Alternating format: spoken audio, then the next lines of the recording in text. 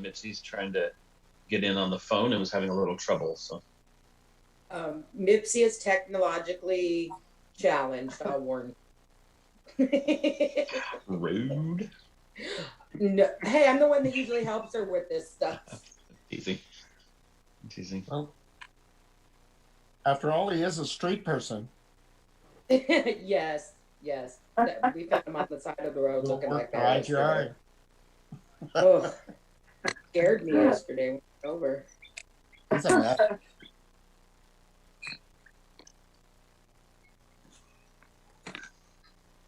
Can you all hear me? Yeah. Yes. Hi, this is Laura. Oh, Miss Laura, how are you? I'm not on the video part. I'm just doing the audio. Yeah, I'm going to make are you on oh yeah, you're on a phone. It says so. Yeah. I'm going to change your name for you so we know who you are. Okay. Morning, It everybody. should say your name instead of iPhone. Good morning. Hi, Hey, Mark. baby. Hi, Nikki. Here, baby. Change. Hi, Randy. Howdy. Oh, hey, there's Randy. Hey, Randy. I gotta fight. Hey, Benjamin. Yes, Laura? Do I just use my regular mute button on the phone, or is there a mute on Zoom so then people can't hear background noise? Yeah, there's probably a, oh my gosh. There's probably, if you just tap on the screen, it probably will pull up with some options. I don't usually use it on my phone, so I'm not 100% sure. Okay. Yep, I got it. Thank you. You're welcome. And then if you've not used this before and you're on the phone, if you swipe, I believe it's off to the left. If you swipe left, you'll get a gallery view with multiple people at the same time. And on a phone, it only shows max 4, so you just have to keep scrolling until you can kind of go back and forth to everybody. So on a computer screen, we see like Judy. all 16 at the same time. Oh, cool. Hi. Very cool. Okay. What is Frank doing? Okay, came prepared with signs. You can't read them, but I like Frank. Backwards. Oh my God, he's trying to. Wow, Sending feedback.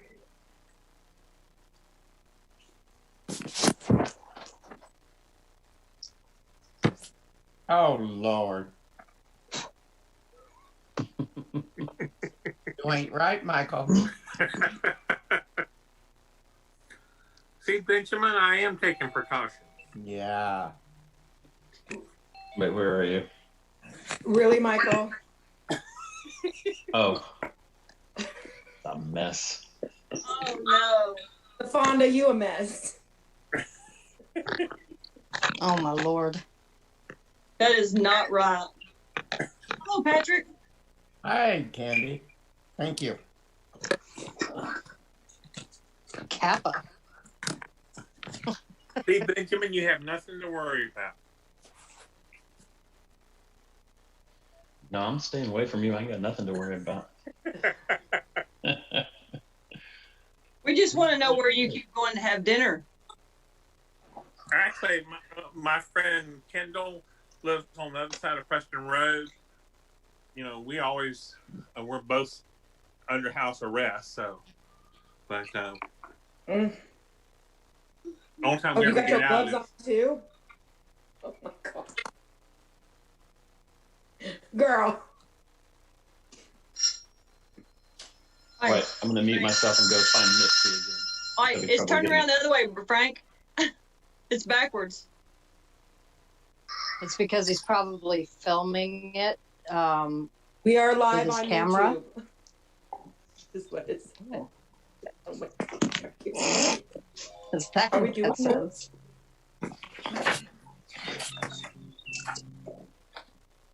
Frank, we hear you.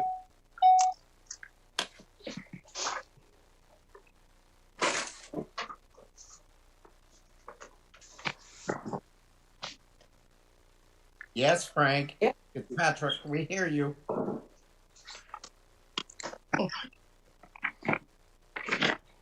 We hear you and we see you.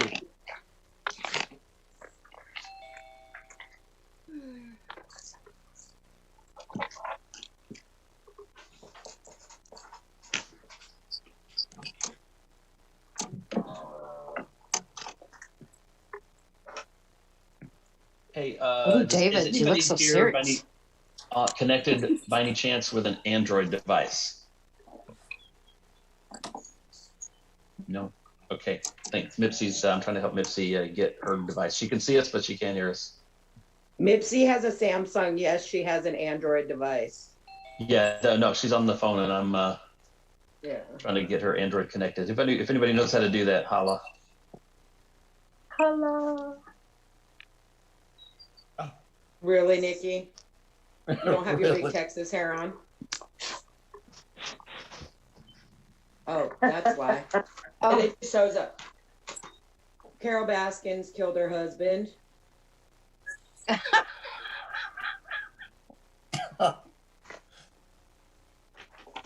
David, you're from Oklahoma. Is it true? What? You're from true? Oklahoma. Did Carol kill her husband? We all think she did. But, Okay. we've been hearing about this stuff for years, and it was never that big of a deal here. And I can't believe how this has just taken off all over the country. I just can't believe. Yeah. Well, thank you, Netflix, for keeping us entertained right now. Joe was not that kind of guy. Joe might have been an idiot, but he wasn't a killer. Well, I figured you being from Oklahoma, Mark, you guys would know. Unfortunately, I know that one real well. That was me and Mark's first date. I used to work for that idiot. Wow. Girl. Oh my God. Nikki, you look beautiful.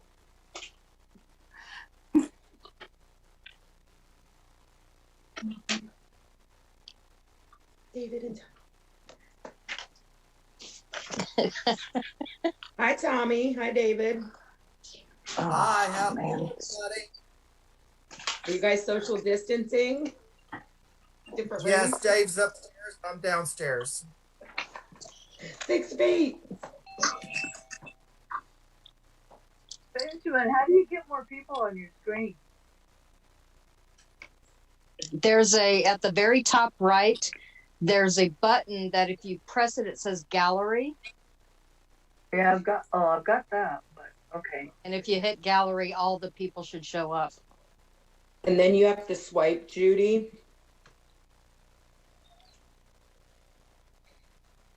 Gallery.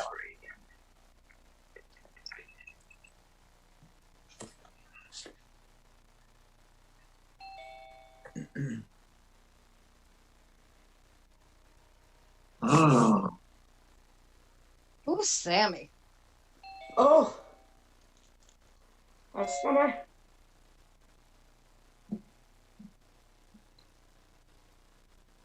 Is there a reason that Twitch is on its own all the time? Oh, there can be. There's a bunch of people.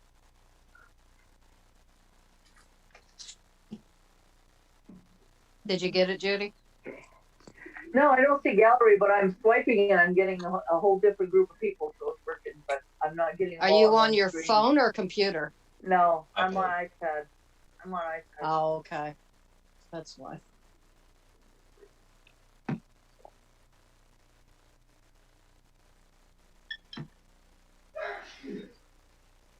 Bless you.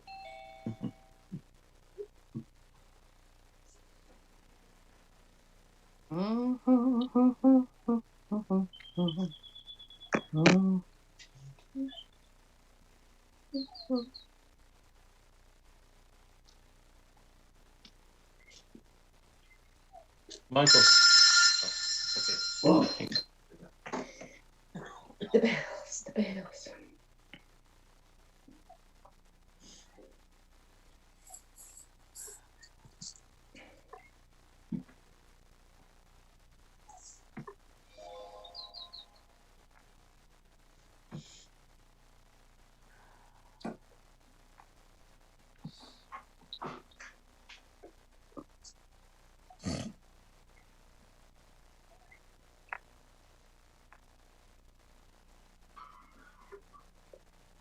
Benjamin, you're muted. Yeah, I think he's still talking to Mipsy. Oh, is he? Okay. Yeah.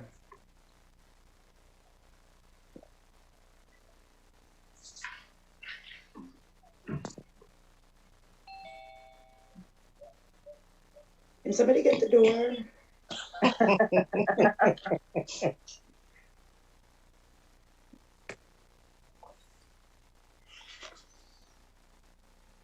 I don't think I've seen this much participation in a long time.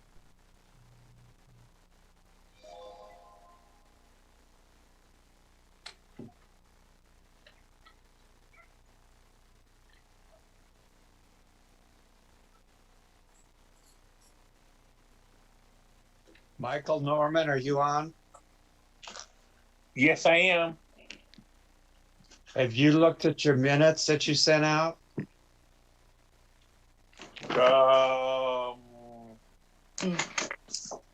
I'm looking at them now. Look What's at that? the fourth paragraph.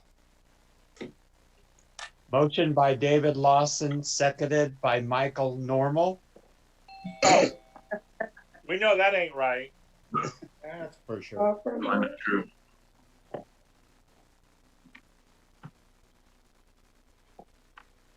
I've been accused of many things, but being normal is not one of them. We know that's right. Do we hear a second on that? Second. Third. You didn't have to agree so quickly.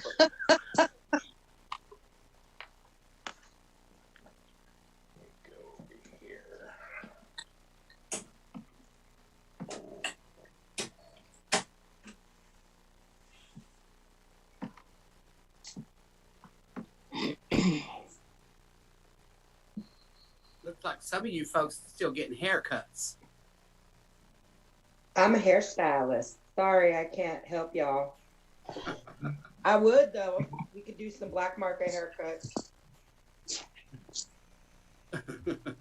In Colorado, if you're caught doing that, you'll lose your license. It's literally taken, if someone's caught doing it, they're literally revoking their licenses. Really? They do. And I'm They not- do that here in Vegas too. Yeah, see, and I'm not practicing. Like, I still have my license, but I don't work at a shop, so. But the salons are still open here in Arizona. They're considered essential. Go figure. Dave actually did a pretty good job. I don't get my own haircut, but.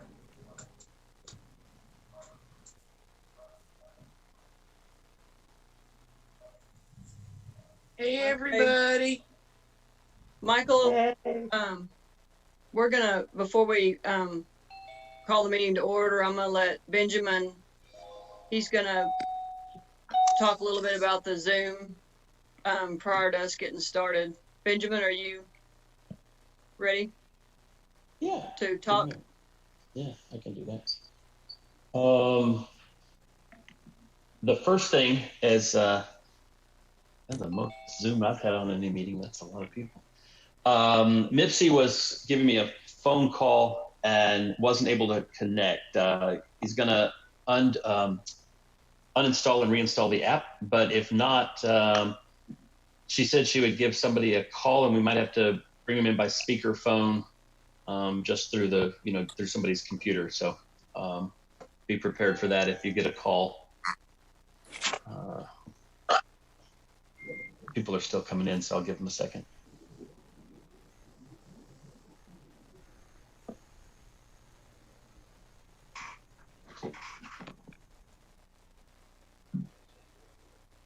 Looks like lots of people have your mute on, so you figured out how to use that if you need to. That's one thing that's very helpful. You don't have to put it on, but it can be helpful. Hey, you guys, this is David Lawson, and I'm driving, so, I'm going to be driving for 9 hours. So, if it becomes a problem noise-wise, would you let me know? Absolutely.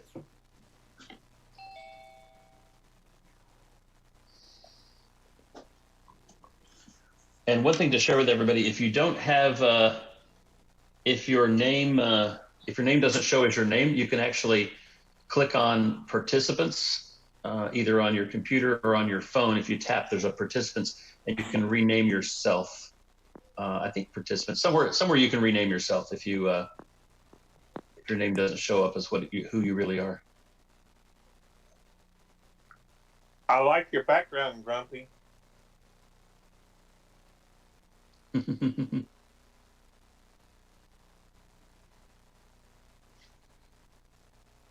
All right.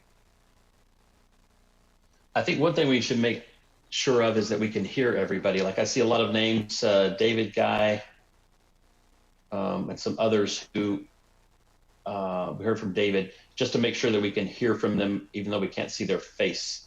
So David Hill's on mute. David, can you see and hear us, and can we hear you if you unmute yourself? Yes, I can hear you. Hey, great, there you are. And thanks, Guy. Can you see and hear us? Yep.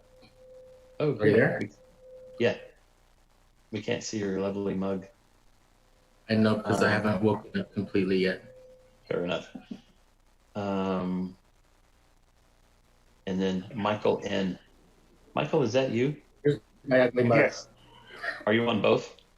Yes, I am. Okay, we got two Michaels. Great. Russell, can you see and hear us, and can we see and hear you? Yeah, I can hear you guys. Great. Kate? Yeah, I can hear you.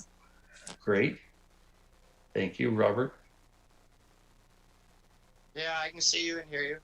Excellent. And David, we heard. Michael Ince?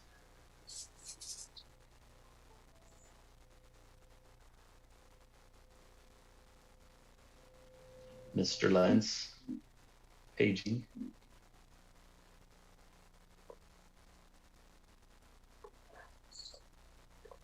Maybe somebody text Michael and see if text or give him a call and see if he can hear us, and if he's trying to talk to us or something.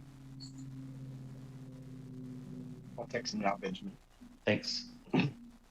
Mr. Helander.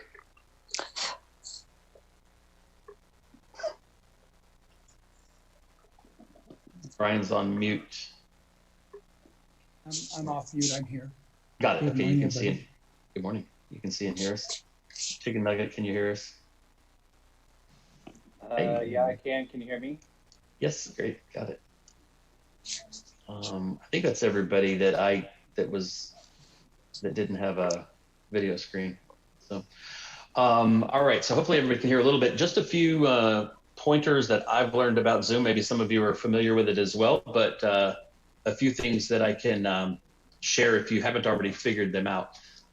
If you're on a mobile device, iPad, or either a tablet or a phone, you might be getting the speaker view. Whoever's speaking is who's showing up on your screen. But if you click somewhere on a phone or on the upper right on a computer, you can switch between the gallery view and the speaker view. So on the phone, if you just swipe, you can see multiple people at the same time. So now, like if you're on a computer, you're seeing 20-something people here, almost 30 people, all on little tiny boxes. But on a phone, you just kind of have to keep swiping to see all of the participants, because it only shows them to you 4 at a time. So that's one option there. If you, well, that's the next thing I can share with you. I think everybody's pretty much got their name of who they really are. So if you need to rename yourself, you can do that as well. If you're on the computer, on your own screen, you can you can hover over your screen and you can see mute and unmute, and then the 3 little dots. Those 3 little dots let you choose some options for yourself, and one of those is to rename. If most of you a lot of you have mute on, so that's great. If there's any background noise, that'll be helpful for everybody to, if there's background noise, it'll overtake everybody else's microphones. If you're on a computer, if you're on a mobile device, you can just click on the mute button. You can do the same thing on your computer, but there's some keyboard shortcuts if you like. Alt-A on a Windows computer, Alt-A will mute and unmute yourself without having to tap on the screen. You can just, or mouse click the screen, you can just mute and unmute with an Alt-A. one of the fun things, one of the things that I think might be interesting for us to try, and Michael and Candy practice, and I practiced this the other day. I'm going to click on Manage Participants. Candy, what did you click on to see the list of? Do you have Manage Participants as well, or participants? Gotta unmute yourself.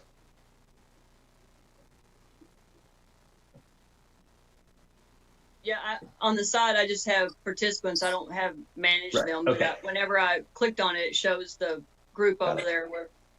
So if you click on participants on a computer screen, you click on participants. On a mobile device, I think you just tap the screen and participants is an option that comes up. Under participants, if you're on the computer screen, when you click participants, a sidebar comes up, and on the sidebar, it's a list of everybody who's here. And if you scroll down near the bottom, somewhere near the bottom, it will be, you'll have an option to raise your hand. I see Michael N has his hand raised, and then he took it back down. So if you guys want to, if somebody want to practice clicking, raising your hand, hey, Randy. And then on the phone, I think you have to, I think if you just tap the screen, a pop-up comes up and you can raise your hand and lower your hand there. So give that a try. And if somebody can't see where to raise your hand, then let me know and we'll sort of help you through that. But that's. Where is that again? Are you on a computer or a phone? Computer. Computer? Yeah, click on the bottom, should be on the bottom there where you have multiple options. There's one called participants. If you click on that, a sidebar pops open, unless you're on full screen mode, but something should pop open. And then I think it's near the bottom of that sidebar where you can raise your hand. There should be an option to raise hand. Got it. Oh yeah, there I see your hand raised. Oh, lots of people's hand raised. The other thing that's, so practice that, because the great thing about the hand raise, it actually puts you in order of how you raised your hand. So like it reorders the participant list. So if Candy needs to call on somebody, she can call on whoever wants to speak on the issue. She can just call on them. They can speak, and then she can call on the next person. Obviously, put your hand down once you've been called on, so Candy can see the list as updated. Any questions or problems or challenges with raising hand? I can't do it. Who's this? Rayanne. Oh, okay. Are you on a computer or phone? I'm on a computer. Right. It's showing her hand up right now. Okay. Yeah. So. Gone now? Yeah, it's gone now. Good. Bonus. Got it. Anybody else? Okay. Easy peasy. All right. So that feature we'll use if you run into trouble with that. Obviously, if you can't get your hand up and you don't see it raised on the sidebar or on your own screen, then, speak up and let Candy know. The other thing that might be helpful as we go forward, somebody's using it now. If you click on down there where you saw participants, there's also one called chat. So when you put chat, Michael Lentz just chatted with us. I have no sound. Any ideas why? No, I don't have any ideas why, but let me work with him for a sec too. So. Michael, if you haven't loaded it before, sometimes you have to restart to get the sound after the first time you load Zoom. I do. Let me. Can somebody reach out if somebody's familiar with Zoom, has Michael's number? Can you give him a call and help him get on while I'm finishing up whatever we're going to talk about here? Oh, got it. Thanks, he says. That's Michael. So back to the chat. If you click on that chat icon, it should also add to the sidebar. If you're on a computer, it'll add to the sidebar a chat section as well. And you can group chat there, or you can chat one-on-one. You can click an individual's name and chat one-on-one. Obviously, if you make a mistake there, we're all going to see what you typed if you didn't intend it for everyone. So use that judiciously for sure. But that might be maybe something that can be helpful for everyone to see the chat as we're doing discussions if somebody else is talking. So Those are the only features that I thought would be relevant and helpful to us today. I guess, does anybody have any questions for me or for anybody before Candy kicks it off? Who is the Russell person? I'm taking roll. I am Mr. RGR, second runner-up from North Star. Oh, okay. Okay. Thank you.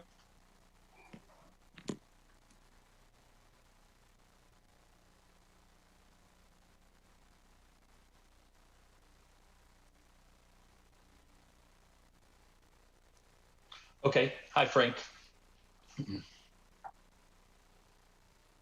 Okay. Excellent. Yeah, thanks for setting that up. I'm glad you're able to figure that one out. I haven't done that one yet, so I appreciate it. Okay, I'm going to call the meeting to order at 11:13.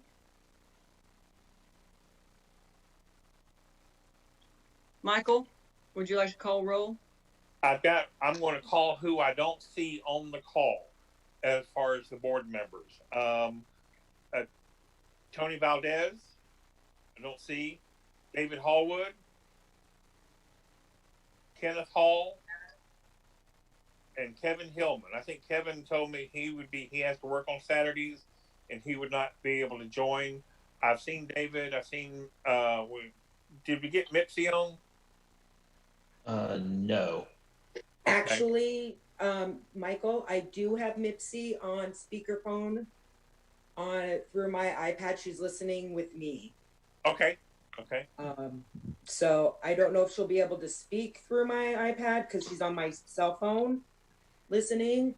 Mipsy, can you?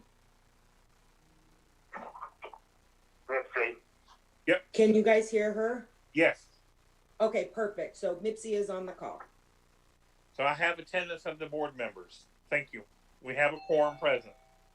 So I'm also, Michael Lentz is trying to get in. So can somebody give Michael a call and do what Christy and Mipsy are doing? Anybody volunteer? Sure, I'll give him a call right now. Okay, thank you.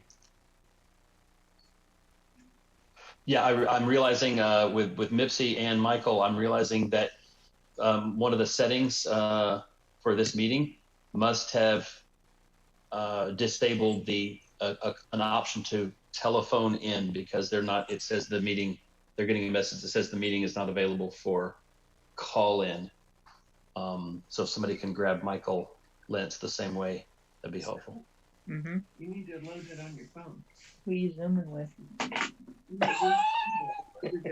Cook with Alex today. Okay. We need to have a motion to adopt Robert's Rules of Order for this meeting. So move.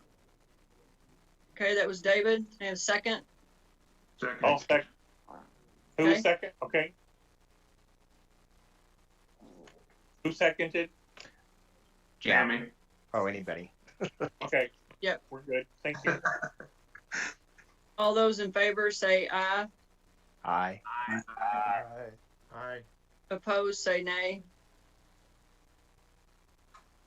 The only other thing, I had a request that we do a roll call vote for when we do voting, since unless we're putting our hand up like this, and that might take Michael a little while, so it might just be better for us just to do a roll call vote on the voting that we're going to be doing, okay? Andy, did Michael see that David Hartwood just joined? Michael, did you see that? Who just joined? David Hallwood. Okay. Hartwell. Hi, David. Hartwell. Well, Hartwell was on earlier. Did he? Yeah, I got David Hartwell. Been on. Okay. Yes. We're okay. Good. We have a quorum. All right. We need a motion to approve the January meeting minutes.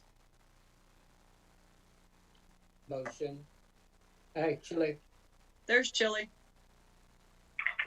Sorry, I had to put it closed on. Okay. We appreciate that. All right. Who made the motion?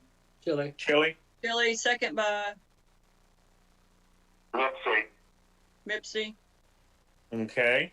Any discussion other than the normal, Michael not being normal? All those in favor say aye. Aye. Aye. Opposed say nay. Abstentions? I have no report at this time. Mipsy, do you have a report? The only thing I have is that I just want to let you know that the total that was raised as of before all this COVID stuff is done, the royalty team has raised for IGRA $4,445.92. So that's what they had raised before this whole COVID thing had started. Okay. That's all I have. Great.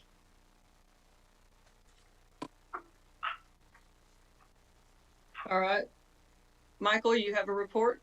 Nothing for now. Thank you. Okay. All right. David?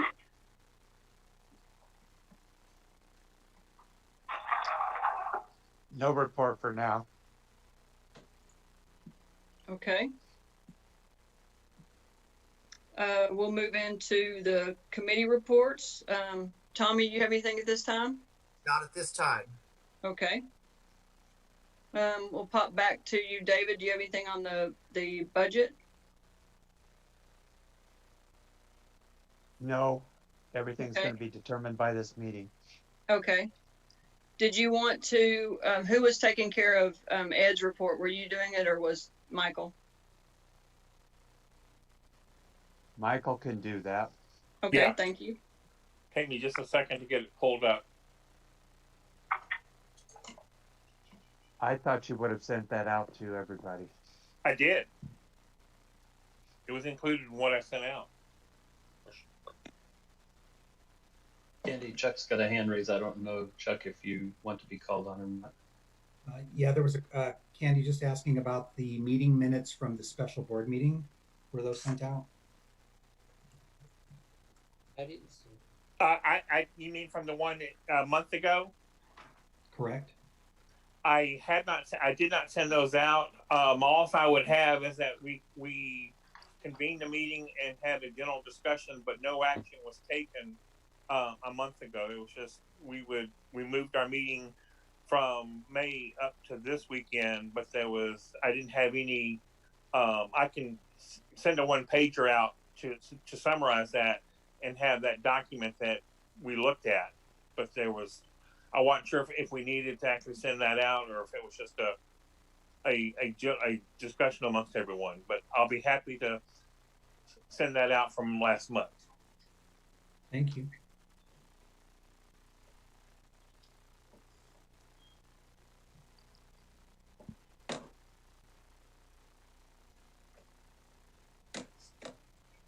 Was anybody able to help while Michael's doing that? Jack, whenever I first turned this on, I had to select my computer settings for like speaker and audio. That might have been what he might need to just look in his settings over on this Zoom thing. Okay. Because whenever Benjamin and I first got on, I had to do the same thing. I had no audio or sound, so okay. It was just I'm sure in the he setting. heard that. It was just in this at the bottom there on the stuff. So okay.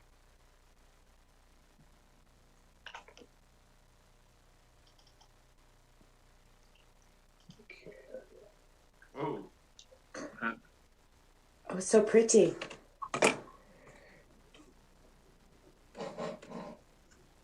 Frank, where am I? Frank, did you intend to share your screen with all of us?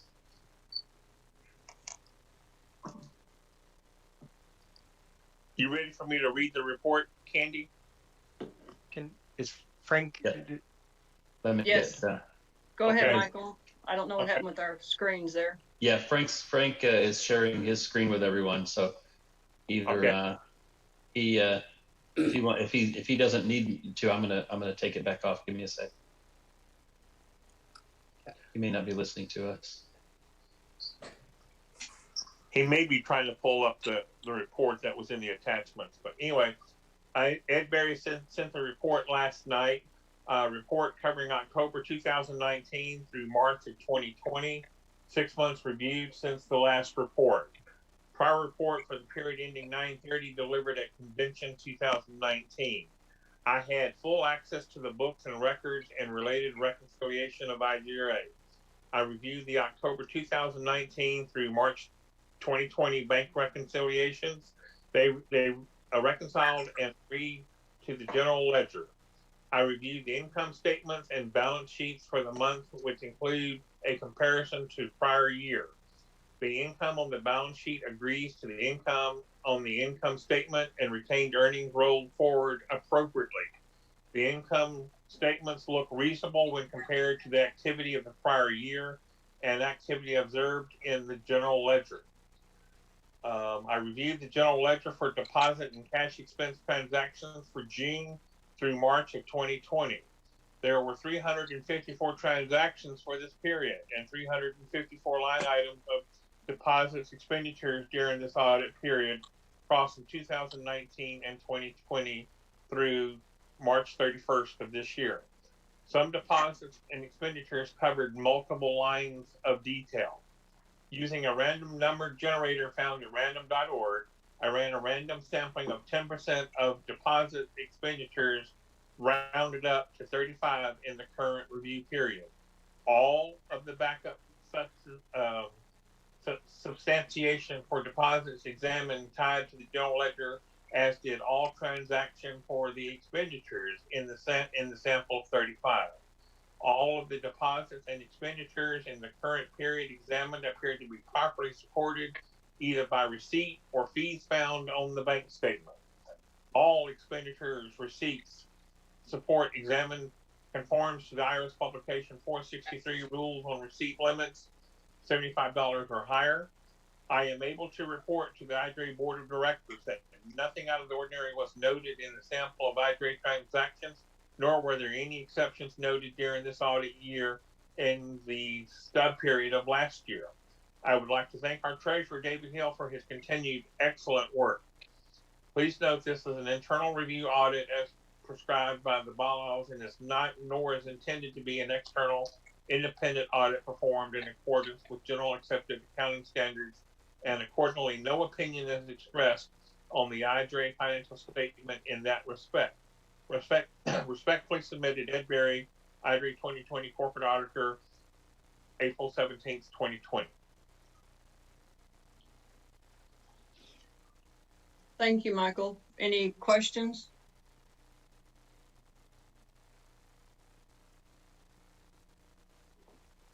Okay.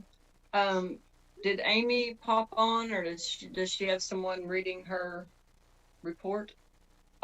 She submitted a report which I sent out to everyone. There's no action for us to take at this point. Okay. Alexis, I saw you on earlier. Were you going to read your report?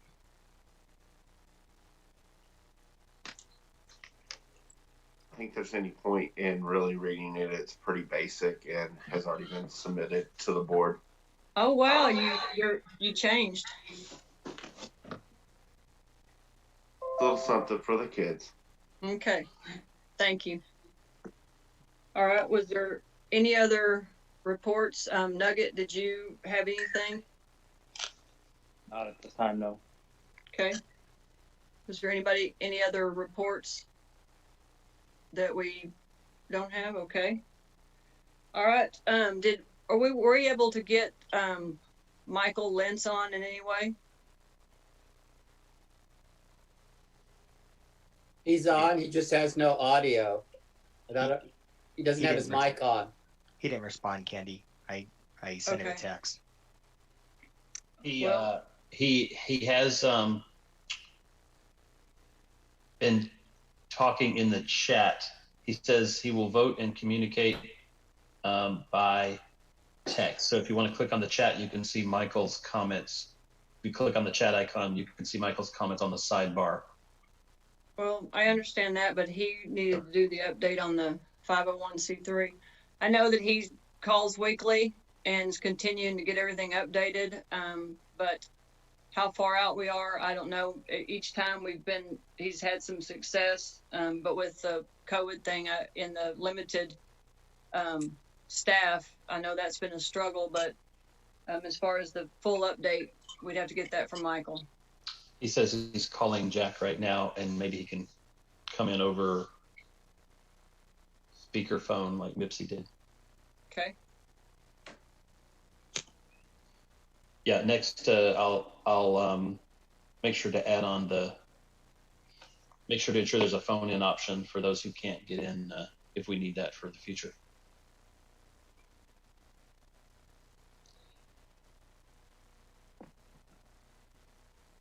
You'll have to unmute your Jack. Can you guys hear him? Yeah. Oh, I'm gonna get feedback.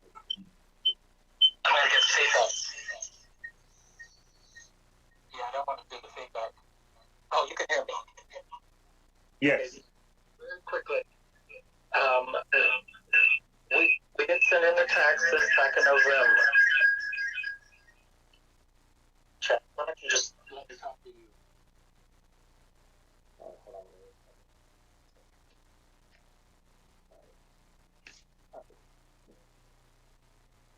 Sounds good. Can you guys hear me okay? Yeah. Yeah. What he's saying. Okay.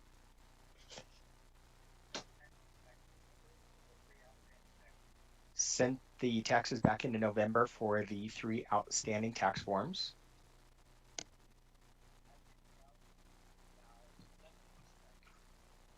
Mike has reached out to the IRS about the acceptance of the tax forms. They have only initially accepted one of them.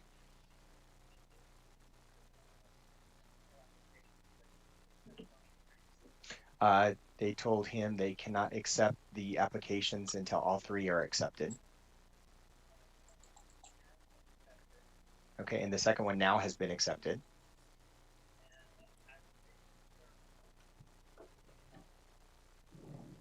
He was waiting on acceptance of the third one, but in the meanwhile, he has reached out to the legal team there.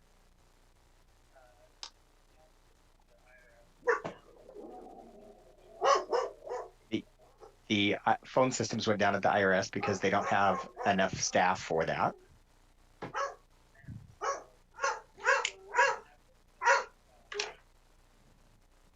Sorry. It's Tyson, sorry. Yeah, sorry. Tyson, stop. Hold on, guys. Let me just shut this door. Hold on.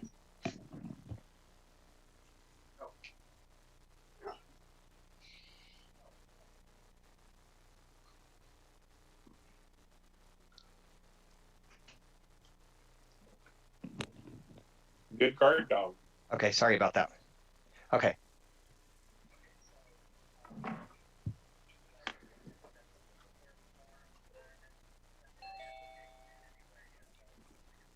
Okay.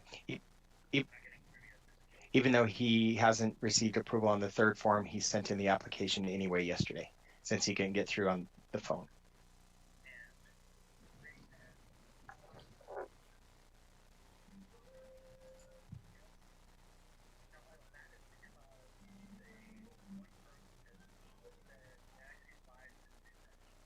And the reason he's doing that is he got advised by one person that he talked to do it in that fashion. Even though that's not the protocol. So in essence, two of the three have been accepted. The third has not been accepted because of phone lines being down, and he submitted the application as of yesterday.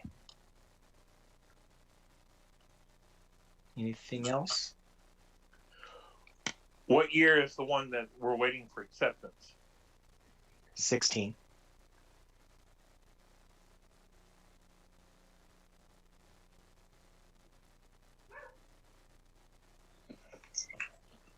Okay. Any other things to add, Mike, or questions for Mike?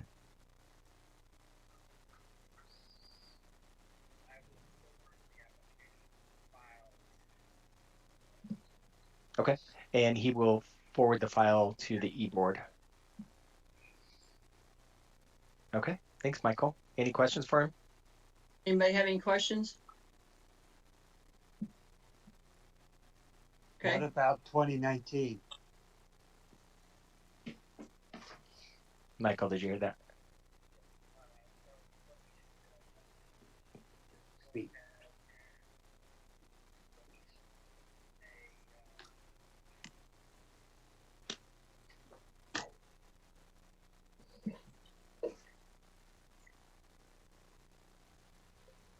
Okay. His recommendation is to go ahead and put in the electronic extension, and Mike can do that today if you desire.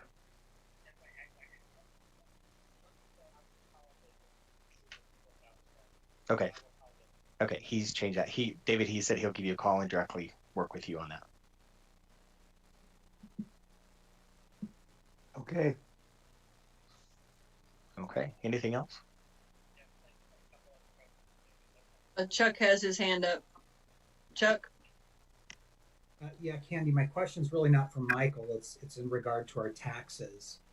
I'm looking at the bylaws under the duties of the president, section 7, paragraph C number 3, where it says the treasurer shall prepare and submit in an orderly fashion all books of account and records to the tax accountant for preparation of federal and state tax returns.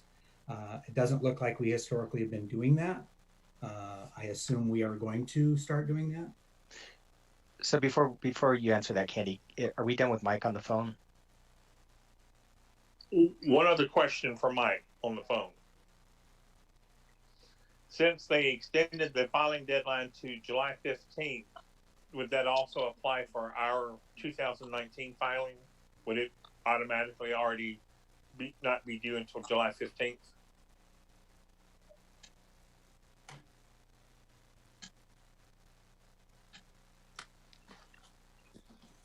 Did you hear that, Jack?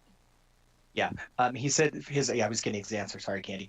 He said his understanding is that's for personal taxes only, not for corporate or business taxes, is his understanding. He hasn't seen anything on that. And he hasn't seen anything online for business tax deadlines. Okay.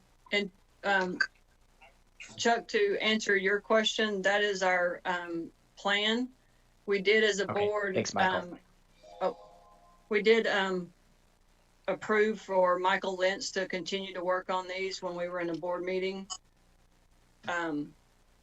After he gave the update and everything at the convention board meeting. I think my question is, going forward, obviously, but when are our taxes due to be filed for this year? I believe in November, but I may be wrong. Does David have that? They're due in May. Extension would be until November. Okay. So the plan is to file an extension and get these documents to a tax accountant. I just want to be clear on that. And Michael has just commented in here on the chat, May 15th. We could do the extension today.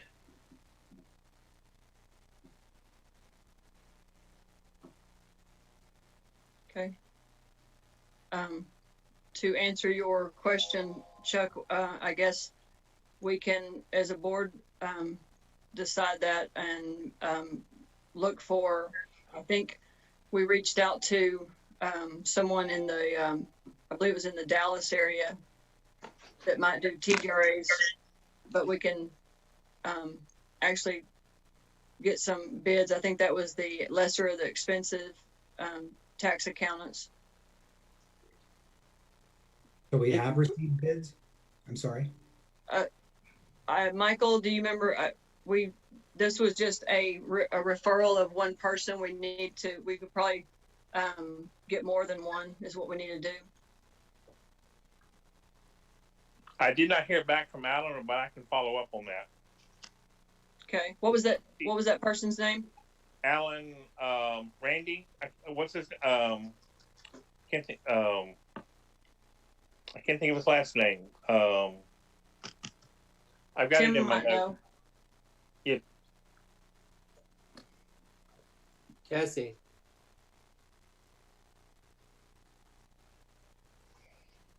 Repeat that, Candy. Tim, what's the tax accountant's name?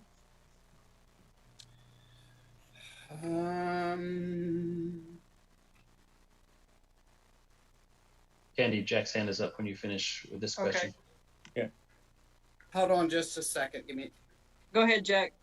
Can I ask that Michael maybe pull the minutes from the post convention trustee meeting, because it seems like, I can't remember if it was Fridays or it was Sundays. We had a pretty extensive conversation about this, and I think we had some actionable items going forward for this year. So maybe rather than spending time on this, we should review those meetings, what the discussion was, because if I recall correctly, we had pretty clear action how we were going to move forward, and I think it was related to cost. Yeah, the in the discussion there was like it'd be like $1,000, and we were debating on whether to use an external source as the auditor, and there was David and several others talked about different auditors, but then the motion was made to appoint Ed Berry as the auditor, and nothing further happened on selecting a external auditor, is what I have in my notes. But as far as, I think it was the meeting on Thursday that we talked about the taxes and having Michael continue, but we did not have any action items as far as the future, I don't believe, Jack. Okay, thank you for the clarification. So we can, if this is a request of the whole board, we can get 3 different sources and see who has the best rate.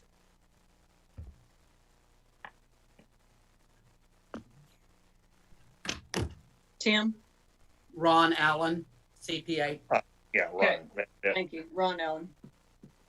Okay. Does anybody else have anyone that they know that we can reach out to get a rate from that? On a personal note, Ron Allen is my CPA for my corporation here in Dallas as well. Okay.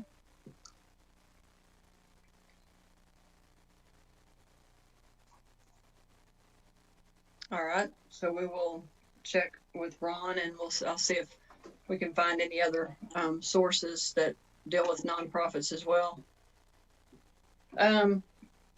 Mike, you have the IGRA and WRF trademark updates, but I thought that was decided this last time. I was thinking it was as well. Brian, I think Brian, we even decided that we weren't worried about someone taking. Yeah. So I think that's been resolved. I think so too. Okay. Any other unfinished business that I have? Oh, Mark and Nikki. You have their hand raised. I'm sorry. We have a lady here in Phoenix that does all of our stuff. Okay.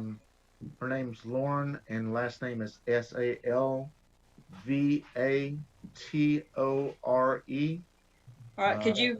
Will you mind like emailing me and Michael later on, like some contact information? So we'll contact them on the side and get a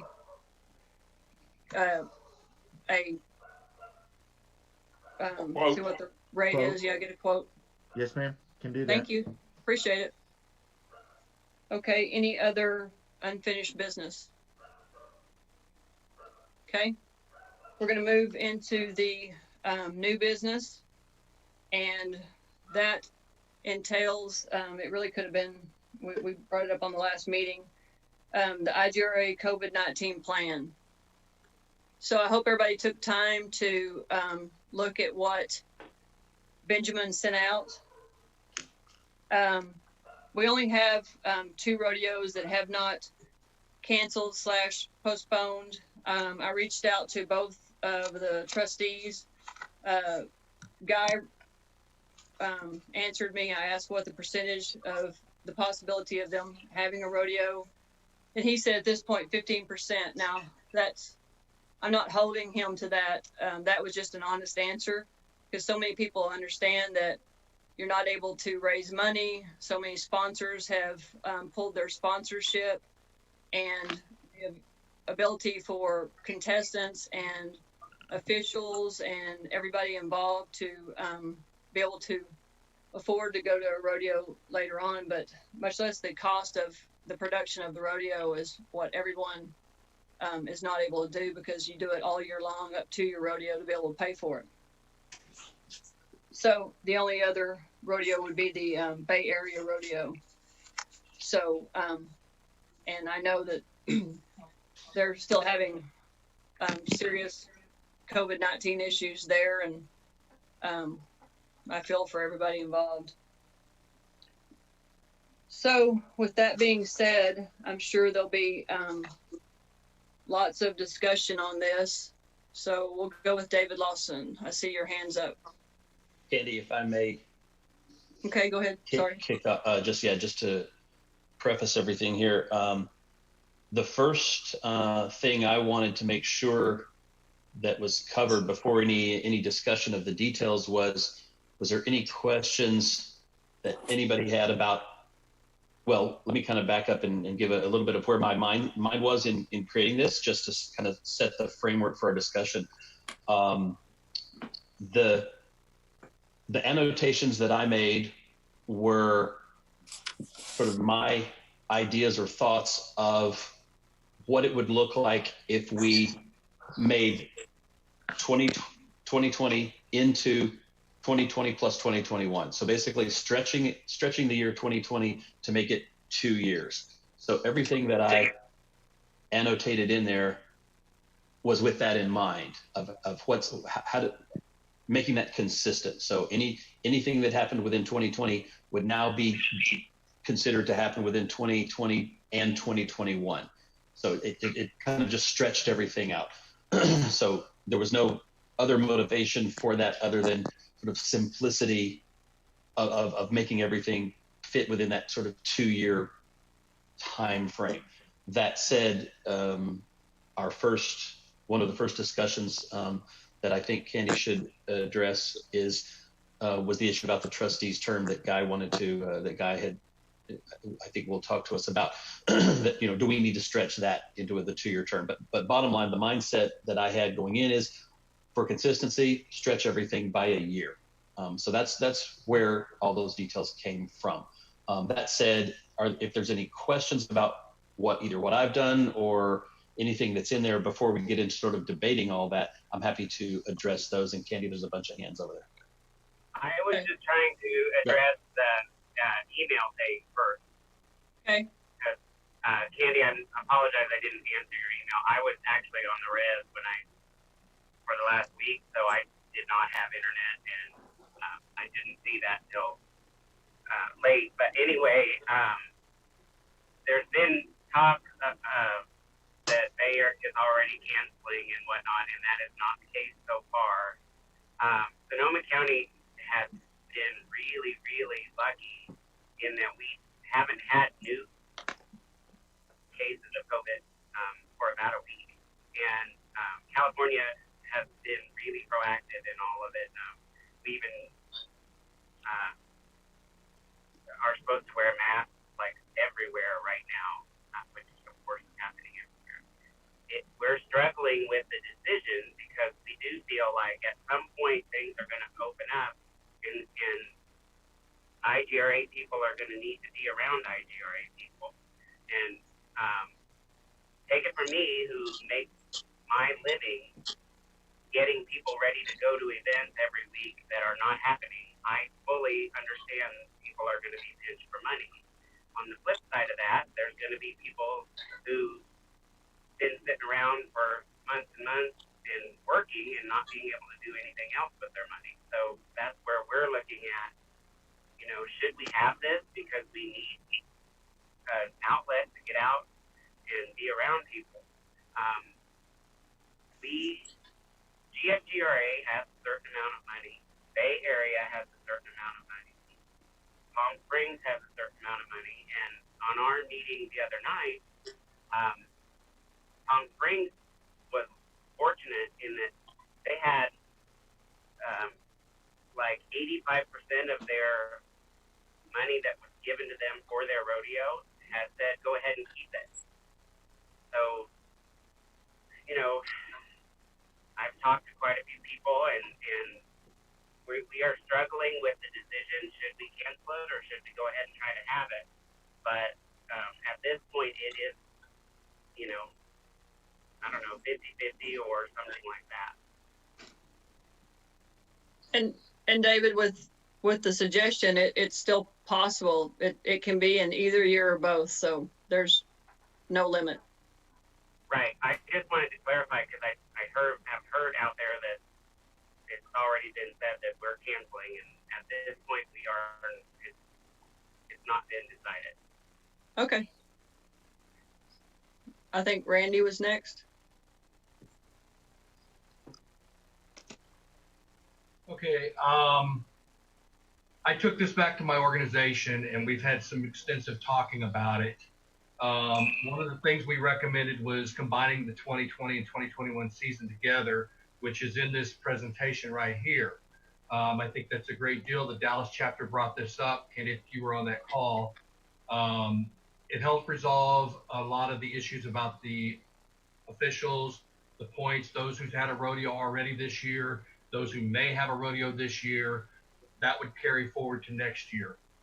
One of the questions that came up was the explanation of annual, which I believe, in looking at the stuff that Benjamin put together, his definition of annual would be the rodeo season with it being combined.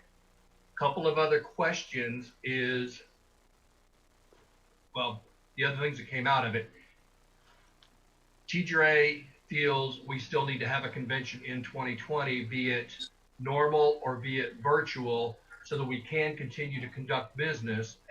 Our treasurer, Tom Truitt, who has a video thing like we're using here on Zoom, he has offered it up to IGRA to use for virtual convention if we chose to choose, that will handle up to 200 people. So we have no problem combining the rodeo season part of it. We do feel that we do need to have a convention in 2020, either regular or virtual.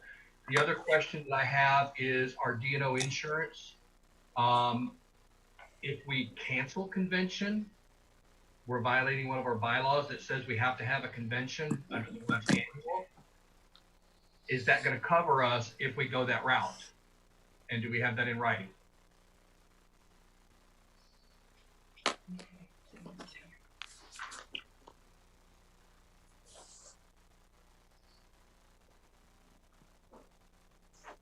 Who are you asking that question at, Randy? Candy? I would have to ask Tommy to check that out. And okay, go ahead, Tommy. Okay, so I have talked to the insurance agent, anticipating these questions. If the season were to be canceled or combined, and there's nothing occurring within the period that we currently have covered, we would purchase coverage on individual event basis. If convention were to be virtual in some form, much like we're doing now, there would be no exposure for liability. So we would not require a policy for that style of convention. Does that answer your question? No. What do No, you? Is that? I'm sorry. I think he asked if we roll the two seasons together and not have convention till 2021, are we covered? Is that what you? That wasn't that Randy? Yeah, because what happens is if we combine the two seasons and we're not conducting business, my question is, does the D&O cover us if somebody were to come up and sue us, if some, for whatever? Because if it doesn't, then we as a board are financially responsible without that D&O insurance. So my question is, does the D&O cover us if we don't have a convention? How does that work? Okay, I need him to check that, but I do want to say we would still be. The board is always still conducting business, and we'll still be having our quarterly meetings. So I think we'd still be in compliance with all of that. So go ahead, Tommy. Yes, you are correct, Candy. And if you remember the D&O policy that we purchased 2 years prior incidents as well. The policy that we currently are under is a 1-year policy. Keep that in mind. So if you are asking about an event in 2021, we are not, our policy expires February 29 or 28 of 2021 that we're currently under. Is that Candy? This is Benjamin. I think Okay. Go ahead. Randy, were you Benjamin, asking about the event itself, or were you asking about insurance coverage if IJRA is sued because the organization did not follow its own bylaws? That's exactly what I'm asking. What happens if we don't follow our bylaws? Correct. So my weigh in on this is no matter which direction we choose, we are most certainly going to not follow all of our rules, bylaws, standing rules, rodeo rules. No matter which direction we go, there will be rules that will not be followed. Royalty, fundraising requirements for this year, certifications of officials for going into next year. No matter what this group chooses, there's going to be some bylaws that aren't followed. So your question is, I think, a good question and probably worth legally looking into. That said, no matter what happens, we're going to be violating something. So I don't know that would be I don't know that having a convention is the only thing that would keep us from getting sued for not following our bylaws. I think there's lots of ways that could happen. And the hands that are on the right-hand side on the list, I don't know if those are in relation to this discussion or separate issues. So Candy, you might want to see if they have separate topics to bring up other than the current one at hand. Okay, I think Jack was next. Thank you, Candy. Couple questions, one for Benjamin and then one for you, Candy. Benjamin, so if I'm understanding correctly, we keep saying merger and combine and all this stuff. What we're really saying is the rodeo season will be January 1st, 2020 to December 31st, 2021. That is the rodeo season, right? In essence. Yes. So that's as I've annotated the rules. That's one of the things that we're saying. Okay. But the reason that I have to equivocate a little bit is that what that means, we're not, our bylaws, as you know, our rules don't always use the same terminology in every place. Correct. Plus some of what does that annual year mean, or that rodeo year mean? It kind of means different things in different places. So generally, yes, you are correct. And that's why I wanted to make sure that every place in those rules, bylaws, standing rules, rodeo rules, where anything was going to be different, I made a notation of it so that anybody going forward looking at it can look at that one document and see, what did this group decide today that we wanted to do? So even like kind of to Randy's point, we had, somebody's going to sue us if we didn't follow this or that, but we can point to this meeting and those details of, we made prudent and accurate decisions based on legal issues, recommended CDC issues, all these things, I think, being very thorough with that. So generally, yes, Jack, you are correct, but it's not, when you look at those details of every section of the bylaws and standing rules, rodeo rules, there's some details that have to be made explicit, and that's what I've tried to do in the document. Okay, thanks for that clarification. And that's how I perceived what you were saying. And so during that, with that said, anything that references annual is kind of that rodeo season, because that's considered the annual in essence. So I guess, Randy, why would we pull out, and this is rhetorical, but why would we pull out just convention as the one annual thing? I think we have to be consistent. Where we could find ourselves in trouble is if we start pulling out onesies. We're going to deal with this one thing that's annual, but not these 10 things. Then we're going to deal with this one thing that's annual, but not these other 10 things. I think consistency, just like any HR perspective, is going to be the key factor here. So I guess, Candy, more of a not a question to you, but that's my take on it, is that I don't think we should, my opinion and our organization's opinion is that we shouldn't be pulling out stuff that's just onesie here and there. We need to be consistent. Okay, thank you, Jack. Chuck? Yes, ma'am. Yeah, this is in kind of in general to the whole thing. The packet that was given to us, the documents that were given to us on Thursday, really disabled me from getting it to my association in time for our organization to really digest it. There are things in here that I don't think were discussed on the special meeting. I do have a question to Benjamin Avon as the bylaw standing rule chair, that you have stated in that special meeting, and you've again pointed out that any of these actions are really illegal against our governing documents. This board does not have the power to change any of our governing documents. That's clearly stated that that power belongs to the IGRA Convention Assembly. And the reason I'm bringing that up is because at convention, there are a certain number of delegates for associations that contribute to the direction of IGRA and where we're going and what we're doing. I don't disagree this is difficult. I don't disagree that we should continue communicating about it. I do believe that finals is 6 months out. Convention is 7 months out. I'm seeing reports and trends that things are leveling out in the COVID-19 circumstances. I'm watching Arizona discussion about lessening things up around June. So as much as I understand everybody's concerns about people being out of work, etc., I agree with what David said. There's a lot of us that are chomping at the bit to just let's get going again.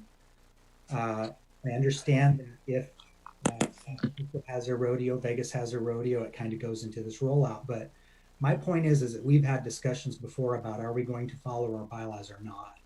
And these actions clearly violate that. Candy, can I? Sorry, I don't mean to interrupt, but Candy, just really fast. Michael Lentz is sending something to you and Benjamin and Michael Norman on the Colorado state law. And because we are incorporated in Colorado, there is a provision that does give authority under the law to a board like this to make a decision in this kind of epidemic.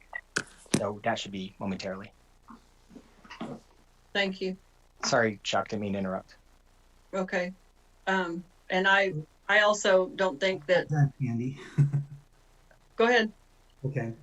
So again, I think what's important here, and I think historically what IGRA has done, is when we run into challenges, and I can put the whole HIV and AIDS crisis out there, is we look for solutions. We look for ways that we can continue to support our communities and support our associations. I think there's time. I think there's time for us to either get with Westworld and discuss what options we have to find a later date in November. I think there's options and solutions to push convention to December if we need be. So I think we should be looking at solutions and options first and exhausting those before we go to any type of what I consider to be some radical changes and proposals. I think most associations agree that convention is where we do our work and we all collaborate together to kind of consider that. If convention is canceled, we have no way to put in a provision if this virus or another one comes again next year and we end up in the same predicament.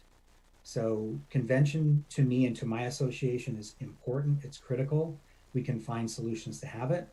Finals, yes, there may be only 2 or 3 rodeos that qualify for that, but we have the ability to look at that and maybe include some open categories or whatever. I think there's options. I think we need to look for positive solutions here rather than consider some of these drastic changes. But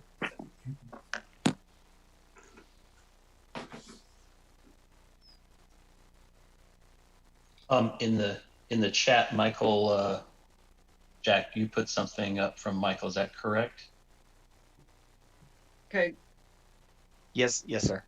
Okay, so if you look in your chat, there's some, and if anybody can't see it, I can share it on the screen so you can let me know. But that's Jack, can you explain to your knowledge what that is for the group?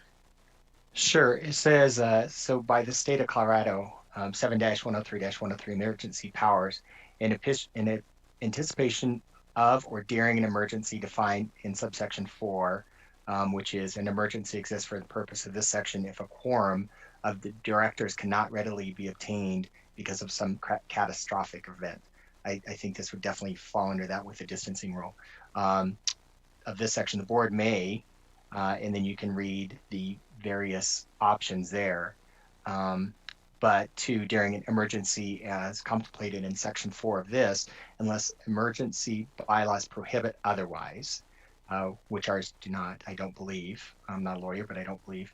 Notice of a meeting of the board of directors need to be given only to those directors whom it is practicable to reach and may be given in a particular manner, including by publication or radio, and one or more officers of the corporation present at a meeting of the board of directors may be deemed to be directors for the meeting, in order of rank and within the same rank and order of seniority as necessary to achieve a quorum.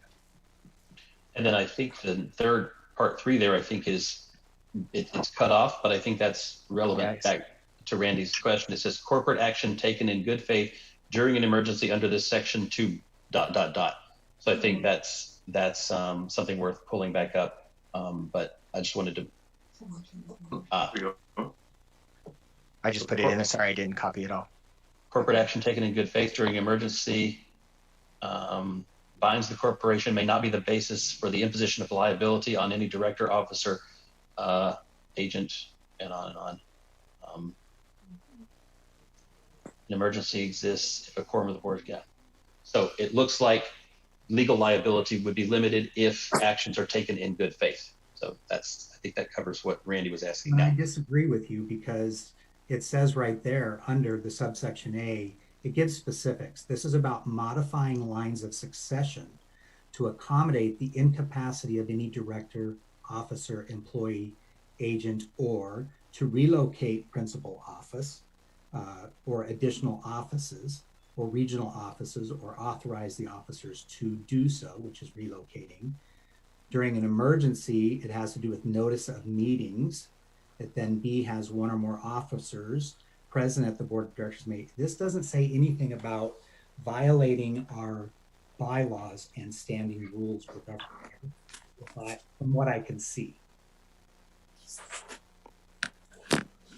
So if that's specifically in there, then we need to present that. Where in Colorado nonprofit law does it state that in the case of an emergency, the board of directors are empowered to legally or illegally change their governing documents? I'll tell you what, we have a counsel, if he doesn't mind, on the phone. Why doesn't David, do you mind kind of addressing? I mean, you're an attorney. I'd be happy to. In my opinion, and keep in mind, this is the first time I have seen Colorado's statute. However, Oklahoma, and I would bet you almost every other state, has very similar statutes. Chuck, the way I read the Colorado statute, there's 1, 2, 3, 4. Those are the subsections. The A and B that you were referencing pertained only to lines of succession for corporate officers and directors. It is pretty well settled in law that when there is an emergency like this, the board can take any action it deems reasonable to preserve the business or take care of the business of the corporation, regardless of what the bylaws, articles, rules may say, as long as that action is taken in good faith and it is deemed reasonable under the circumstances. So in this case, I see no reason whatsoever that this board cannot take the action that's proposed in the plan to combine the 2020 and 2021 seasons into one. I don't see any legal impediment to that whatsoever. I don't see that could bring any liability to this board or IGRA overall. Thanks. I think we have, in the short, I think we have full authority to do that if we choose to. Okay. David Lawson.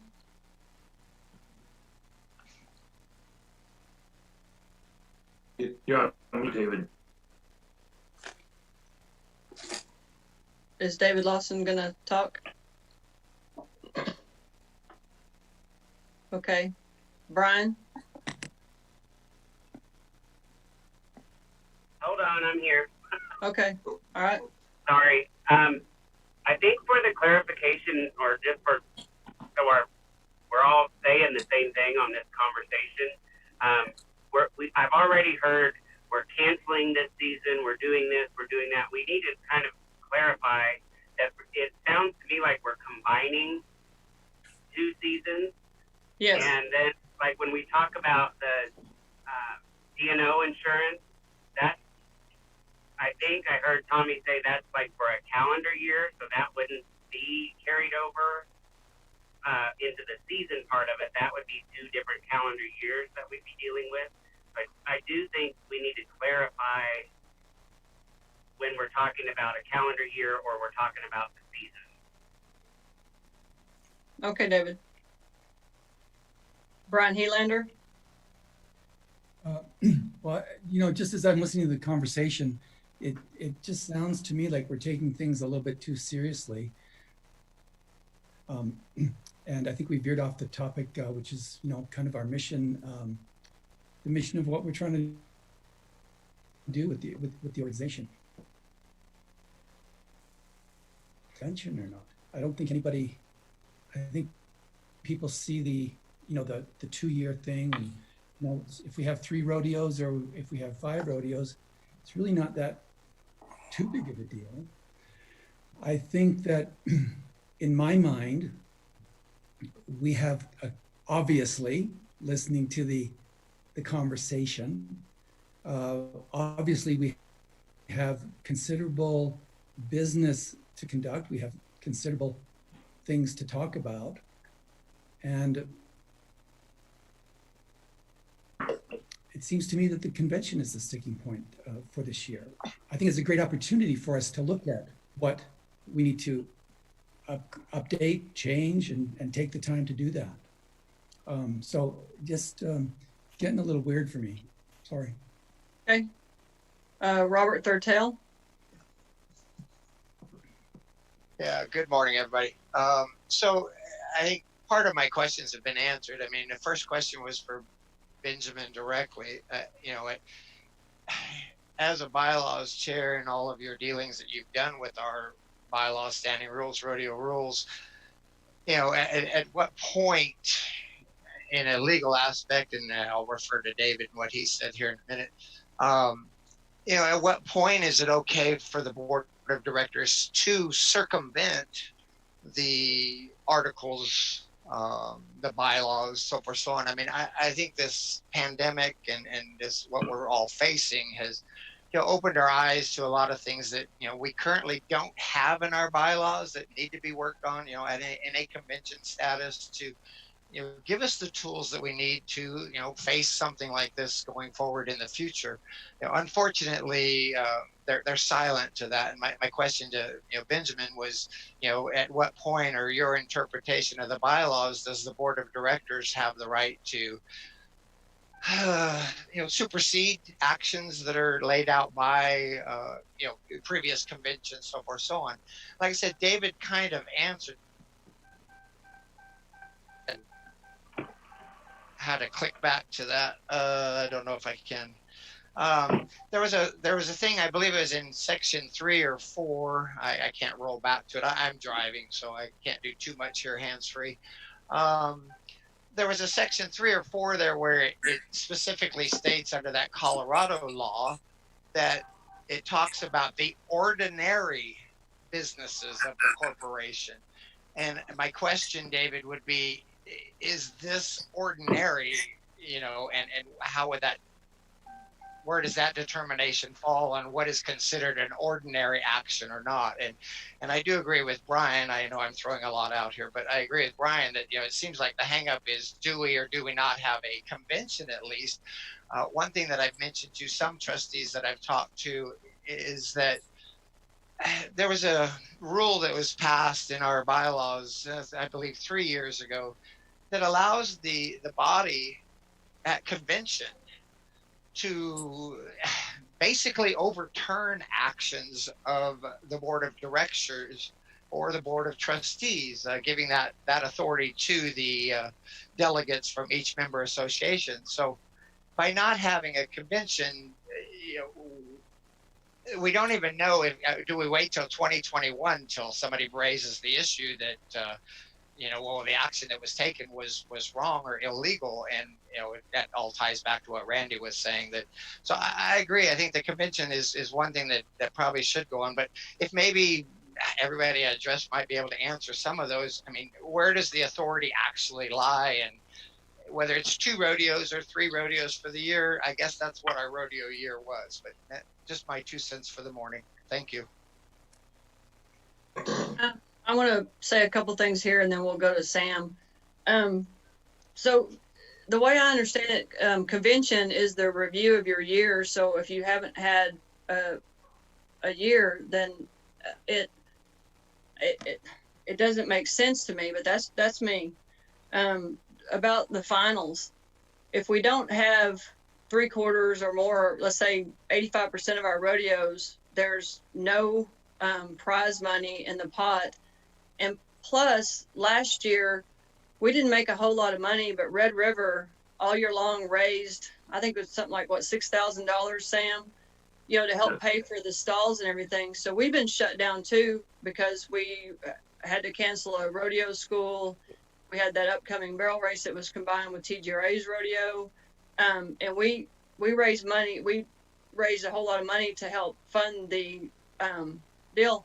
Also, if you look at all the sponsors, I would tell you what 65-70% of the sponsors are IJRA members or associations and things like that. So, and there's a lot of these sponsors that aren't going to be able to sponsor this year. So I can't see putting on a finals that would be a huge loss of money. And plus, we're not going to get the same amount this year. It's like 11.5 rather than 15.5. It goes down each year.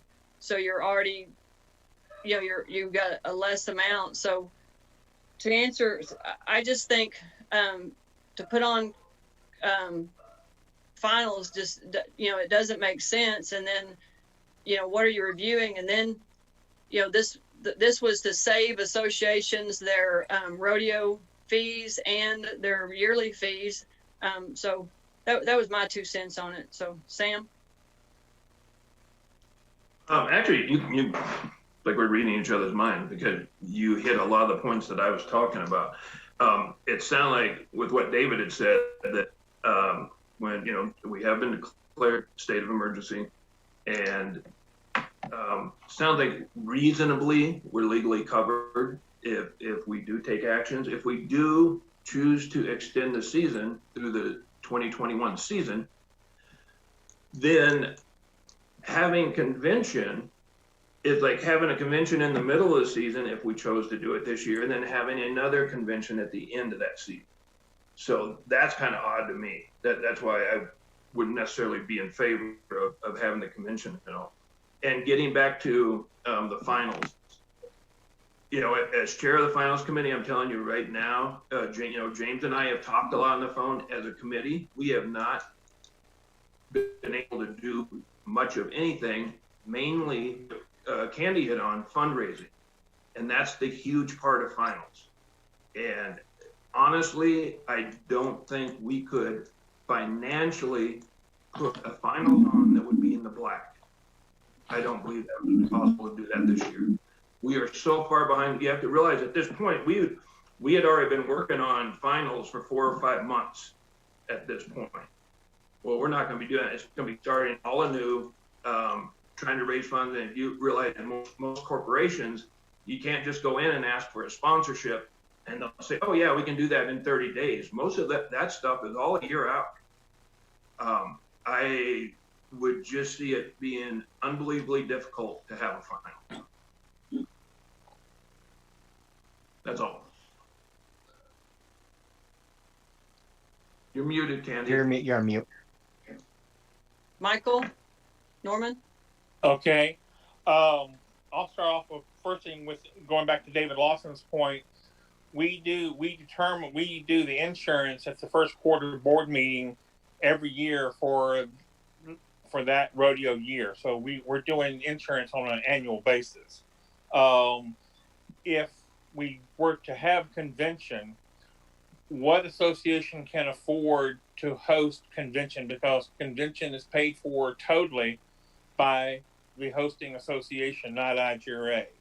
If we do not combine seasons, then all of the rodeos that canceled or postponed, your sanction fee that you paid for this year cannot roll forward to next year. It would just simply be lost. So if all of the hosting associations that have rodeos want to pay $700 again for next year, even though they didn't get to have the rodeo this year, I think would be troubling for us. Those are the points I had to point out. Jack, I think your hand's back up. Yeah, thank you very much, Candy. I appreciate it. I have 4 points, and maybe you can answer these. So first off, Michael kind of touched on one of them. One is that with this extended season, or the 2 years being into one season, our sanction fees association sanction fees would cover that full period. That's my first question, correct? Secondly, what would happen with the insurance? Would we get a refund on the insurance, or would that extend as well to the associations? And then, David, thank you for your input from council's perspective. This has been declared, the question was raised by Robert, when can this be applied? Well, under contractual language, anytime a national emergency declaration is made, that covers emergency. In pandemic and epidemic would be certainly, the same and fall into a force majeure example as well. And I think that, one of the sticking points with this convention, I agree with Sammy, it would be weird to have it in the middle of the season and then one at the end to conduct commerce. And I think, again, we would find ourselves in a more risky position if we cherry pick. We're going to take this, but not that, but not that. If we do this, to your point that we had at the last meeting, we need to be more universal. And Benjamin, I think you would agree from a parliamentarian perspective, is that, okay, it affects everything the same. Annual means, this is our annual. So those are the points I had. Okay. And the answer, the first one is yes, it would roll, your fees would roll within the season. Okay. Tommy did say there would be refunds on the insurance. Okay, did that answer it? Yes, go ahead, ma'am. Tommy. Did you need to answer something, Tommy, or you're disagreeing with me? You're on mute. You're on mute, Tommy. So those are the points I have. Okay. So just to clarify, once more, hopefully I can make it clear, our G&L policy is for a specified time, 1 year, beginning in March, ending in February of 2021. If this season, current season, the word is, for insurance purposes, the word is canceled. You may call it whatever you like for IGRA, but if the season is postponed, the IGRA G&L would be canceled. We would renew or buy a new policy for 2021. Okay. Is that clear for everybody? And we would get a full refund. That was my question. So we would get a refund, and then we would buy a new policy. That is correct, because yes. Okay. Thank you. All right, Laura, Scott. Thank you, Candy. I can't speak on the legal aspect of it, but I can speak from a human aspect. I had a great conversation this morning with someone, and I am kind of in the middle on this whole thing. As far as finals is concerned, being the sponsorship chair for 4 of the last 5 seasons, I believe it's impossible for finals. As far as convention, I equate it to having the greatest date I've ever had in my life and then not getting kissed at the end. For me, that's what not having convention would be like. Just sitting here with 30 people, for me, fulfills so much more than anybody can even imagine, just by having the camaraderie that we're all having. And by not having convention, even if it's not business, but having something as an exclamation point on the end of the year or season or whatever the hell you want to call it, to say, thank you for going through this. Let's have some discussion and then go into the following year.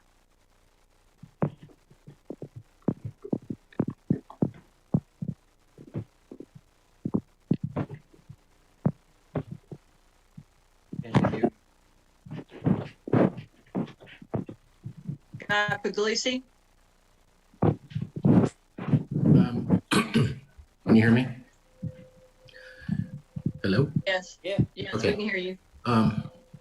I kind of feel like, I mean, the sticking point is convention. As far as finals, our bylaws, our rules provide for if a finals isn't held, on what to do with the money if it doesn't roll into another calendar year. And I mean, as an organization, I think we're required to have an annual meeting, and maybe it's not a full-blown convention, but maybe it's an abbreviated version of a convention, held virtually if necessary. And I mean, we wouldn't have to have like the standing committees and all that meet, but maybe the bylaws, that would be an opportunity to amend the bylaws to address this kind of situation if it were to happen again, and put us into compliance before this extended season ended.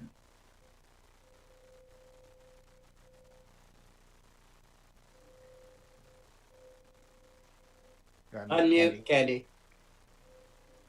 Randy? Okay,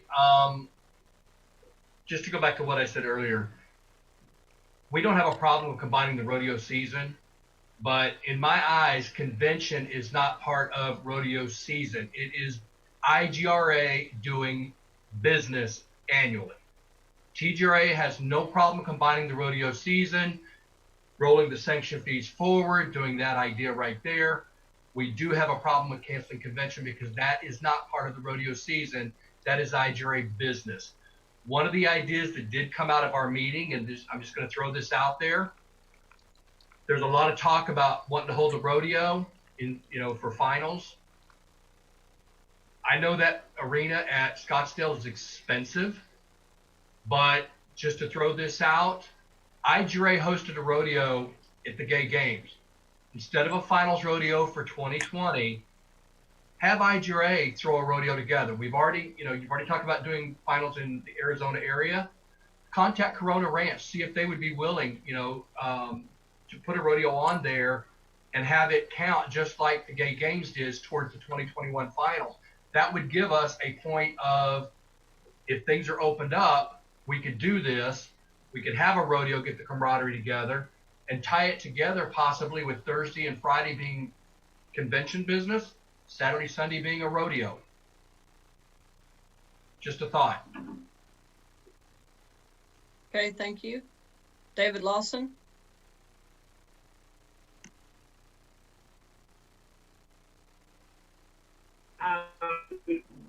So kind of along the lines of what Randy's talking about, and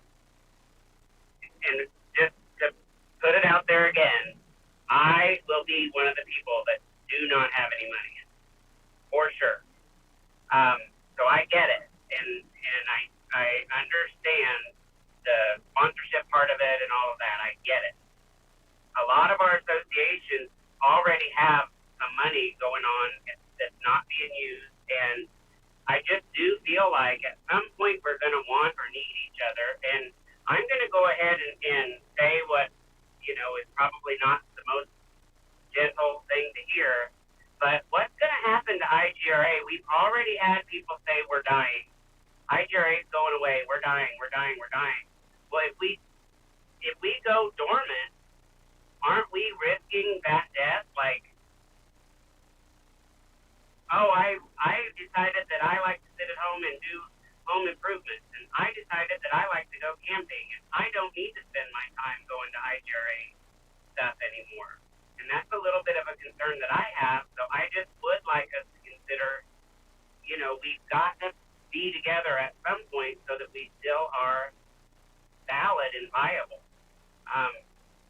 So I don't care if we don't have finals, and maybe this is a time that we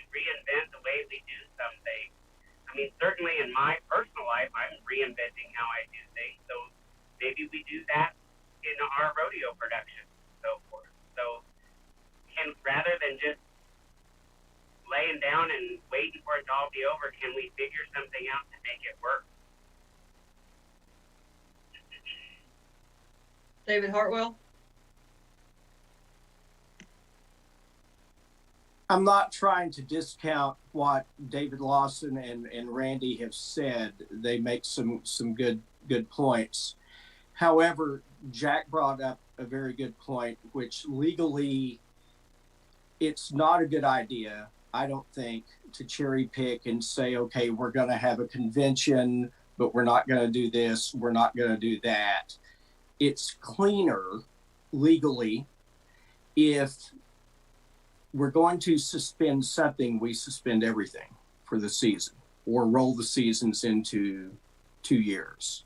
I think if you start trying to pick one thing, we're going to do this, but we're not going to do these other things, I think that is where you open the door to potential liability instead of simply canceling or postponing everything. Thank you. Patrick? Yeah, my question, a couple of questions are about pertaining to Arizona's rodeo. Number one, they did have their rodeo. Their insurance falls within a different time period. So if we cancel this year's policy, they would have to have an individual policy for 2021 because the renewal would be for March 1st of 2021.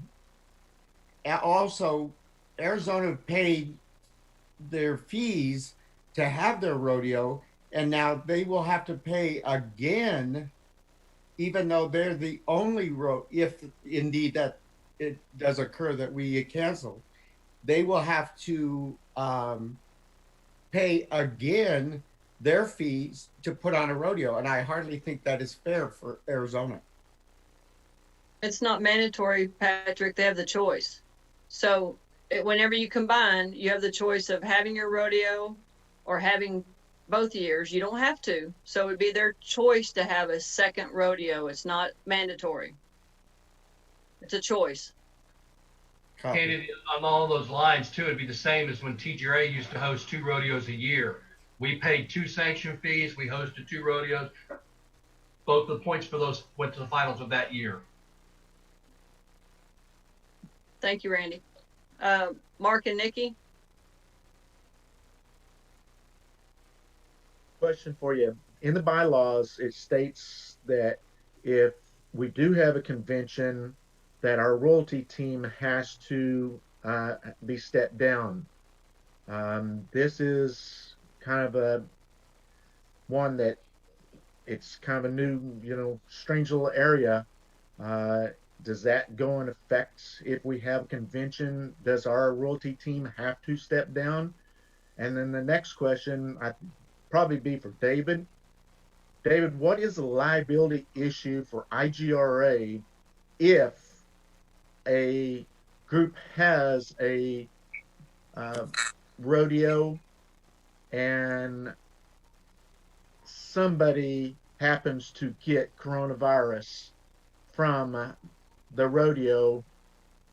What is our liability issue on that, please?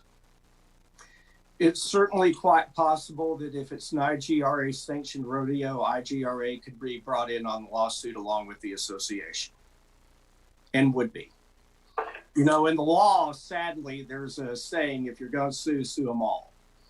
And so if somebody did get the virus at a rodeo, it could trace it to another contestant or volunteer or participant in any way, and there was a lawsuit, IGRA would likely get sued. I don't know how, not having read the insurance policy, I have no idea how that would be covered or if it would be under the insurance. I just don't know. And along with your question, Mark, the same thing happens when we were talking about trying to cherry pick things, because that's where certifications happen. And so many things happen at the convention, then that means no one's going to be certified for next year. You can't just pull part of this out. If you're having convention, then everything that happens at convention needs to happen in convention. But is that not true, Benjamin? No, I was just putting my hand. I can't, since the meeting is hosted on my account, I can't raise my own hand and get it on the list. So I got you. yeah, I'll follow up after you if I could jump in to answer a couple of things here. All right, go ahead. Ready? All right. If a convention were to be held this year, and I like convention and I like to hang out with all the people, so I enjoy the time, obviously. Although financially that could be a little tough too. But if we did it electronically, maybe that's good. But if we have a convention, if we make a rodeo year of 2 years, but we still have a convention, what gets discussed at convention will have to be very specifically laid out. If you make bylaws changes, rodeo rules changes, standing rules changes in 2020, but we have a 2-year rodeo year, now you've actually, just like someone said, you actually had a convention in the middle of your rodeo year. So if you have a convention in the fall or winter of 2020, and you make a change, are those bylaws going to be effective? Are those rules changes going to be effective on January 1st, 2021, or not until 2022? If so, if they're effective 2021, now again you've changed your rules in the middle of your year, whether it's your royalty year, your rodeo year. It becomes much less clean. To David's point earlier, it's a lot messier. It's messy. It's kind of messy as it is, as I spent probably 6-7 hours going through all those line by line to come up with the annotations that I did. It's already messy enough with that. If we're having a convention, what is going to be the business of convention? Someone said, well, don't have committee meetings. Well, maybe health and safety still wants to meet. Maybe royalty doesn't meet. Maybe bylaws does or doesn't. You're going to have all of those things are going to have to be very specifically and clearly thought through and laid out before a convention to do any business actually makes a lot of sense if everything else has been expanded to 2 years. That's my only input there. Thanks. Chuck? Thank you, Candy. 3 points. One on finals. And I think we have provisions in place, and this was brought up earlier, that if IGRA thinks that having finals is going to cause a loss for us, then it's not a good decision to have finals. We can do that. And there's provisions in there what happens. That keeps this year as its year. It keeps AGRA having its consecutive run of rodeos as it has. And I think if that's a decision, we can make that decision. We don't have to go to the length of all of this trying to merge them. I think when you look at it, if you do, and AGRA has one next year and they have 2 rodeos to qualify and get into finals, and maybe there's an imbalance there. But anyhow, I think if that's a decision we need to make, then let's make that decision. Randy, just to clarify, with Westworld, we had applied for grant money, and this year we received over $16,000 in grant money, and I think Sam can confirm that. And each year, consecutive year after that, grant money increases. So it's probably one of the best venues that we have from a financial standpoint. Yes, there are other sponsors that we need to consider that probably isn't there. I think most contestants, if we could have a finals, it's not important about how much money. I think it's about our family. I think it's about having an event, something to look forward to, and that whole excitement, just like convention for some people. So Laura mentioned that. I look at the royalty piece, and you know what? I feel so sorry for them, because this has kind of like ripped the carpet out from under them to be able to do what IGRA is asking them to do. And if IGRA needs to make a decision on that, to say, we're going to make an adjustment in what they have to raise, because of the COVID, then, as David pointed out, we have the ability to do that. I think we might want to think about, if we merge them, is there the potential that maybe somebody on the royalty team doesn't want to do another year? I'm not quite sure that's a possibility or not, but as complicated as what I'm looking at is, I think if we're not going to have finals because of the financial potential of loss there, make the decision. We have provisions to deal with that. I think convention is way too important to us. I think, especially this year, because we need to get provisions in place if this is to recur. And I think it'd be nice to just kind of have our years as they are. And, you know, if this year we only have 2 or 3 rodeos, that's what we have.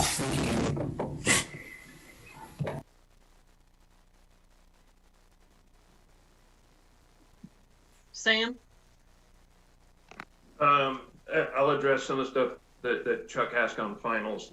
The grant money that we applied for and with Westworld, it would be right in the same area. It's less than 16,000, but it's 14 to 15,000 in that area. And then Randy, I think you talked about taking finals, you know, maybe to another arena, or even Corona, I think what you suggested. And it's my understanding you Arizona people can help me on this because I'm not involved in that rodeo, but I think that arena is right around 15 grand. That's actually more than Westworld cost us as far as just the arena portion of it. Okay, that's actually almost double, not quite, but in that area. Finals, to me, yes, I think it'd be great if we could all get together. The problem with the finals is, to me, that's supposed to be a very, very special event. That's supposed to be something that you know, that's our big gala at the end of the year. And again, I want to get back to if we plan on extending this entire season, this will go for convention too, then why are we going to throw that thing in the middle of the season? It just doesn't make sense. And what David Hartwell brought up, and which is my feeling on it, I think we open ourselves up, not just to finals, but the convention also. I think we open ourselves up to a lot of things when we start cherry picking, which seems to be the buzzword right now. But that's what we're doing. We're saying, oh, well, we're going to change that, but we're not going to change this. In my mind, it's an all or nothing. That's convention, that's finals, everything. Either we extend the entire rodeo season or we don't. And David Lawson, I know that you brought up, again, the camaraderie of being together and everything. We still have the options of people having their rodeo, assuming all of this goes away sometime in the near future. You know, your Bay Area rodeo, that's still an option. That's still out there because all we've said is we are extending the season. We didn't say that we're eliminating the season. And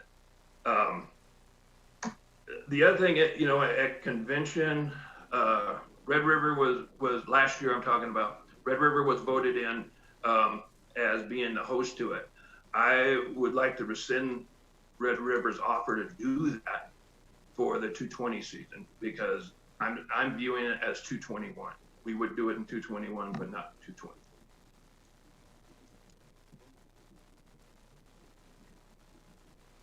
Gene?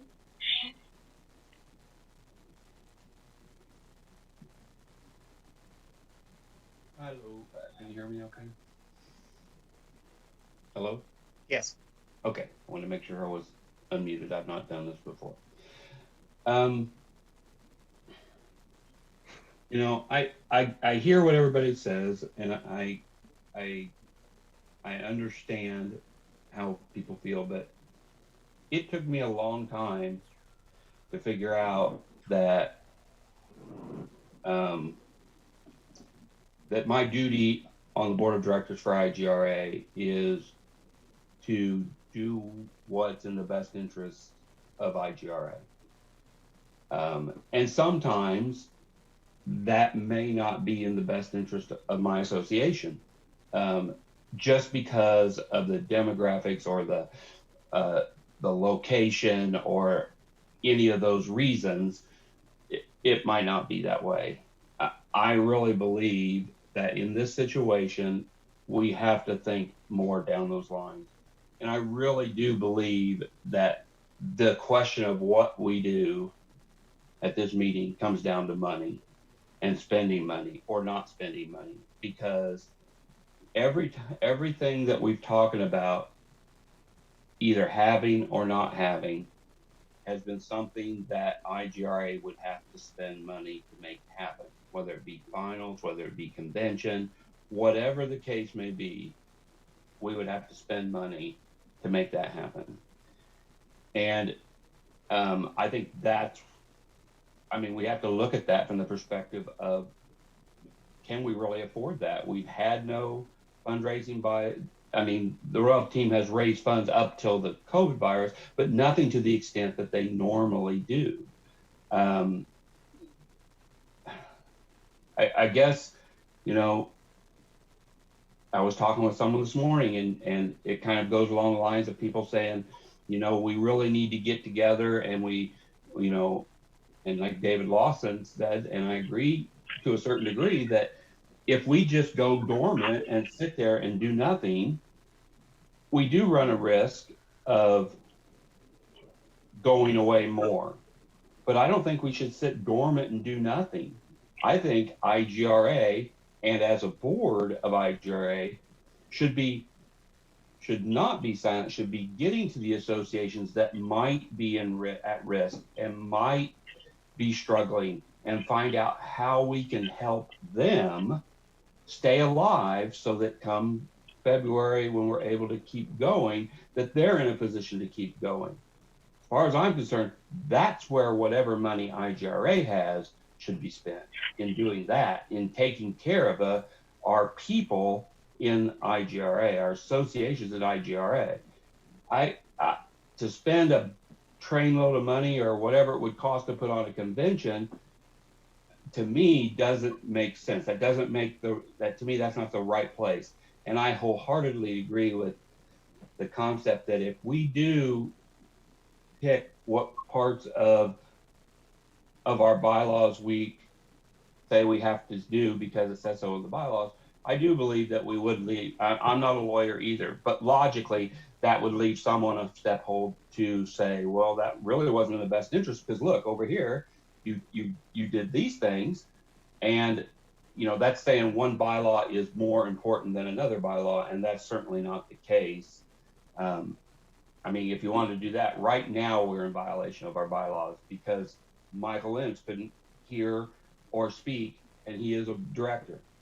And to have meetings like this, the bylaws say that everybody has to be able to hear and talk, and hear and be heard is what I think it says. And it can't happen. But does that mean we're not going to have this meeting and do business? Absolutely not. We are, because of the situation. This is the best we can do, and so we have to do the best we can. And I'm not sure how to express myself. Maybe I'll come up with something else, but I think we're looking at the wrong things. I don't think looking at whether we hold convention or hold finals.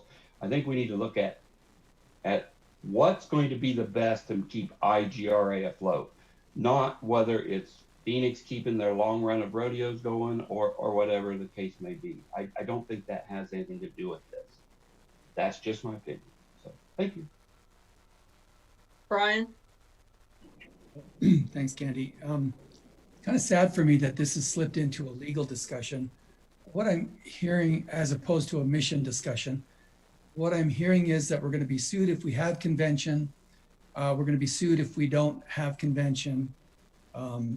There's this, all this scary stuff out there. SARS-CoV-2 is never going away. We're going to have it for the rest of our lives. We're going to deal with this for a long, long time. It's not going away next year. So we need to get our act together as it relates to this, and we can't hide from it. So I'm hearing other conflicting information also. I'm hearing information that, sponsorships are a year out for finals, for example. Well, finals is in October, but that's 6 months away.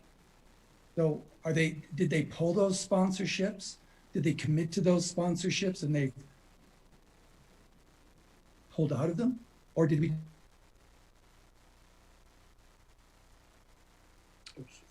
She's frozen. I think we're going down the wrong path with this discussion. And we're worried about the legal items. We're not worried about the mission of IGRA. We're not worried about saving IGRA. We're not interested in continuing. We're just giving up. We're not trying. I think it's terrible. I'm sorry. It's the way I feel. Thank you for listening. I think everybody's listening, Brian, but COVID-19 in my area, we're still locked down until sometime in May or something. I'm sorry, but I feel like some people think that we're ready to get started here again, and I think we're a long way away from that. Even a vaccine is not available yet and stuff, and I think we're still a long way. And I don't think it's just IGRA. Every association that I deal with and all my writing events have been canceled. It's not just IGRA. So, I don't believe IGRA is going away. We're dealing with a pandemic and, a catastrophic event. So, other associations have postponed or canceled events, moved them further in the year, but they still, to this point, they don't know whether they are going to have them. All my other horse events have been done that way. So it's not just IGRA, and I don't believe that we're going away. I think we're trying to deal with a situation. No, I understand that, Candy. I really do understand that. What I'm trying to say is that it's not going away, that there's nothing going to be special about 2021 that is going to suddenly allow us to have a potentially COVID-19 free, lawsuit free convention in 2021. There's that, there's nothing special about 2021. We have to deal with this now. I'm not saying that we have to have finals. I'm not saying that we have to do anything. I'm just saying that what we're really having here is a financial discussion. It's cloaked in an excuse about the pandemic. But what we're really talking here is about the financial viability of the rodeo associations and IGRA in general. And I wish we would have that discussion. What are we going to do about that?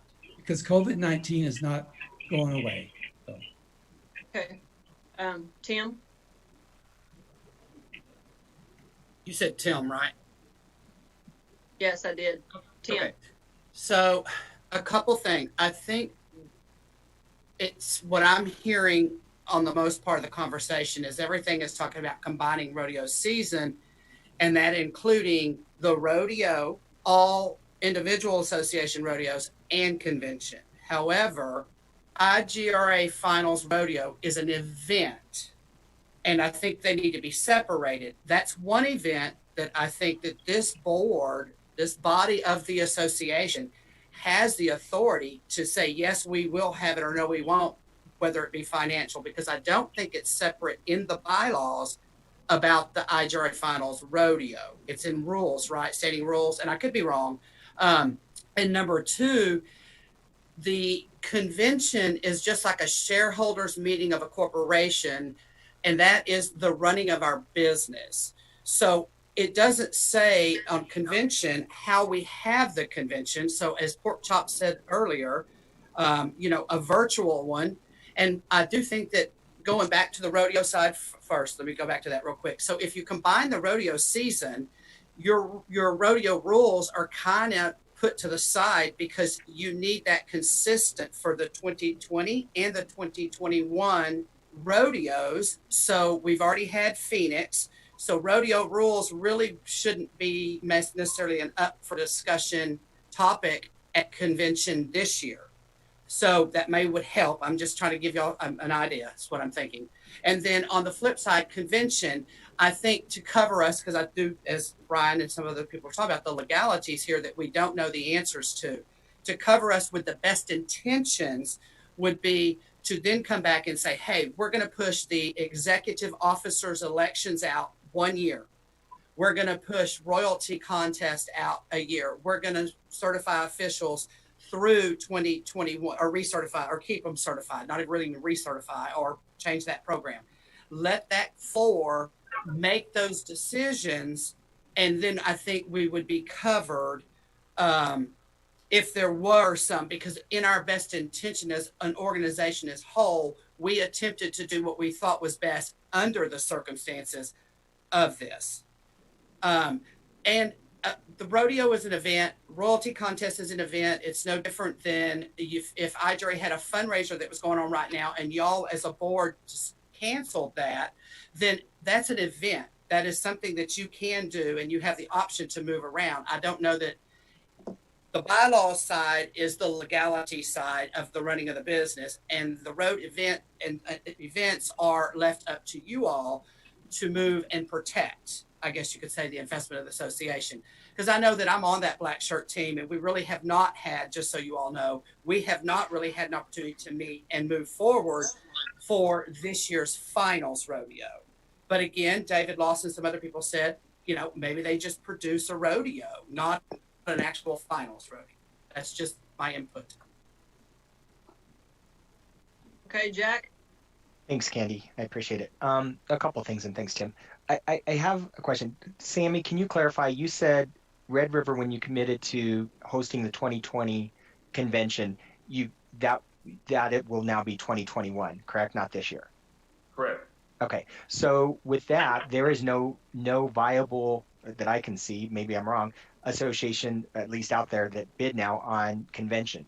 So, Brian, the financial burden of convention would fall on IGRA. So from a financial perspective, that is a burden.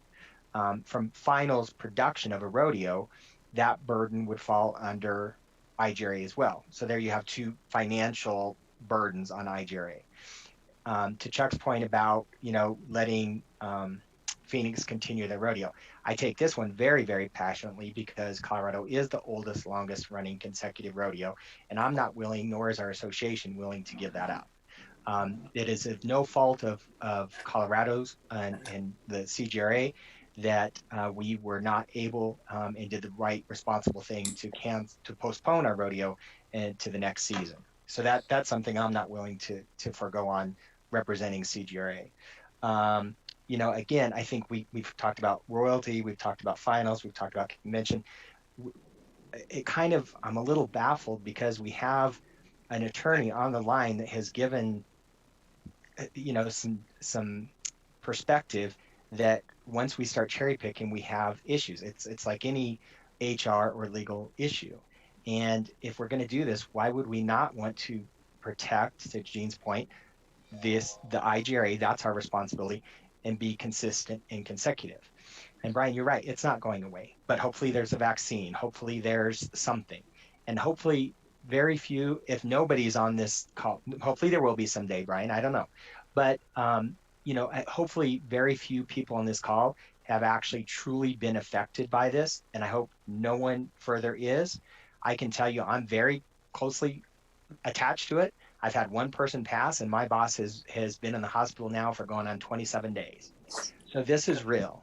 And I think that anybody that tries to, in my opinion, undermine people's emotion during this time needs to look in the mirror, because this is a very emotional time for a lot of people as we see it affect people around us and loved ones and coworkers.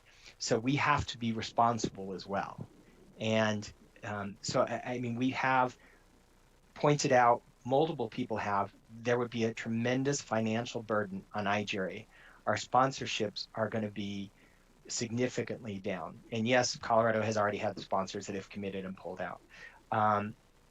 Is that really the right thing that we should be doing financially as a governance board of the organization? I don't think it is, my opinion.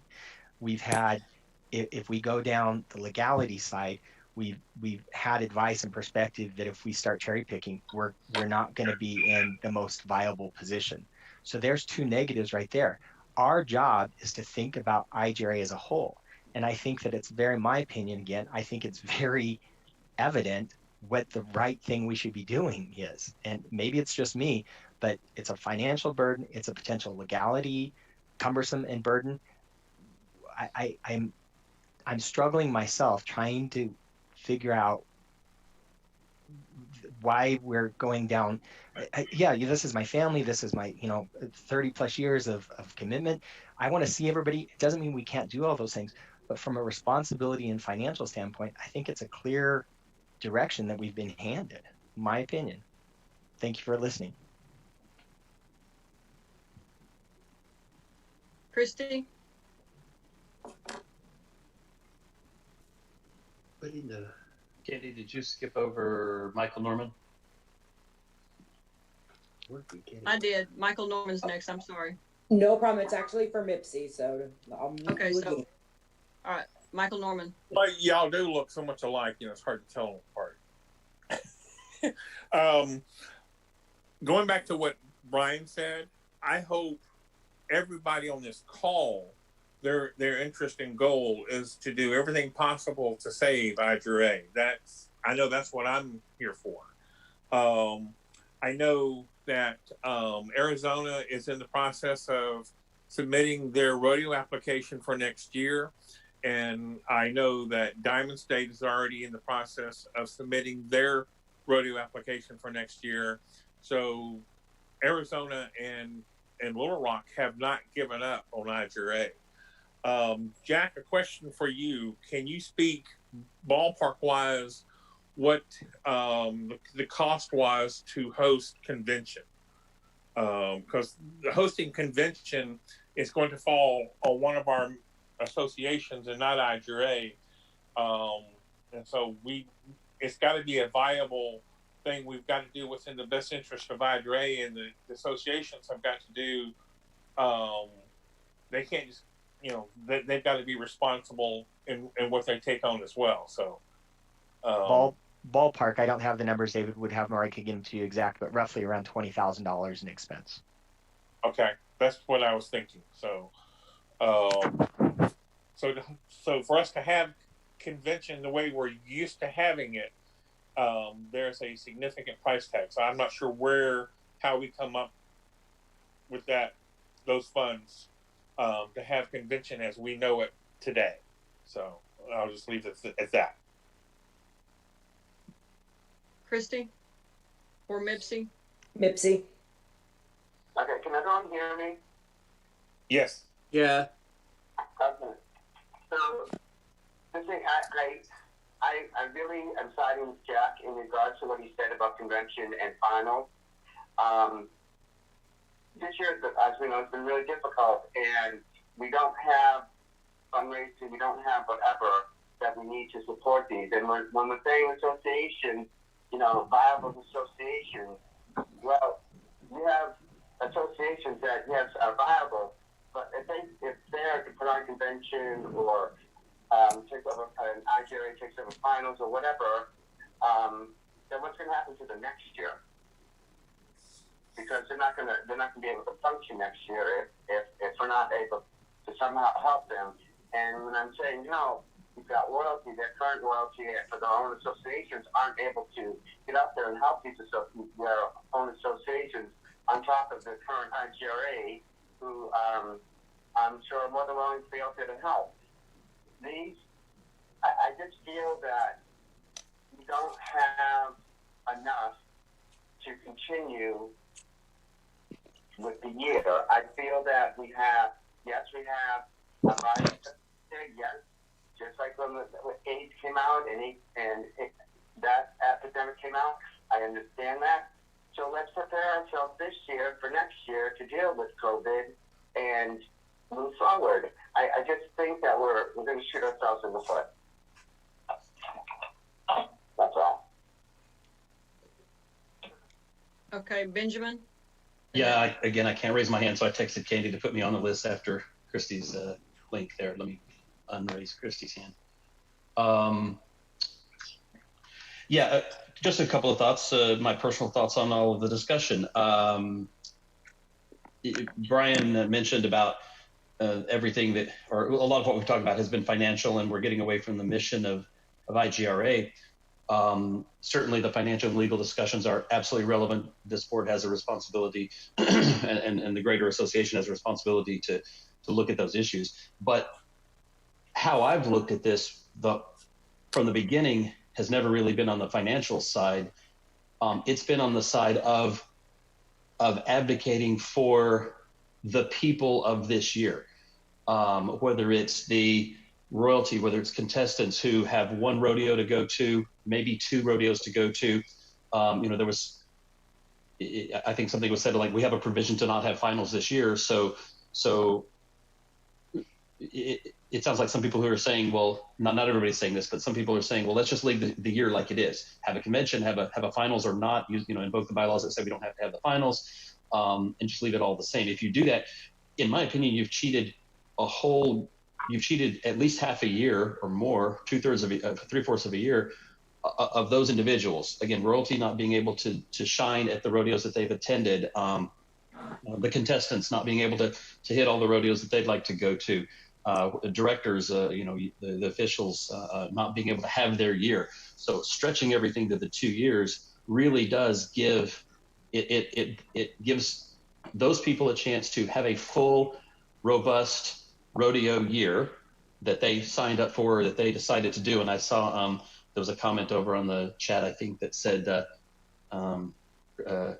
Christy, that might have been you, that said, you're fine to stretch, to extend the royalty term for the second year. That said, so that's my thought is if we leave the year like it is, you've cut out at least half the year of some of the folks. To the part about age area rodeos being in every year, I'm certain every association that's had a rodeo, Colorado, if we have a 2-year rodeo year this year, Colorado is going to say this is our 38th or however many consecutive years of rodeo, even though they didn't have one in the calendar year 2020. They're still going to say we had a rodeo every rodeo season since whatever.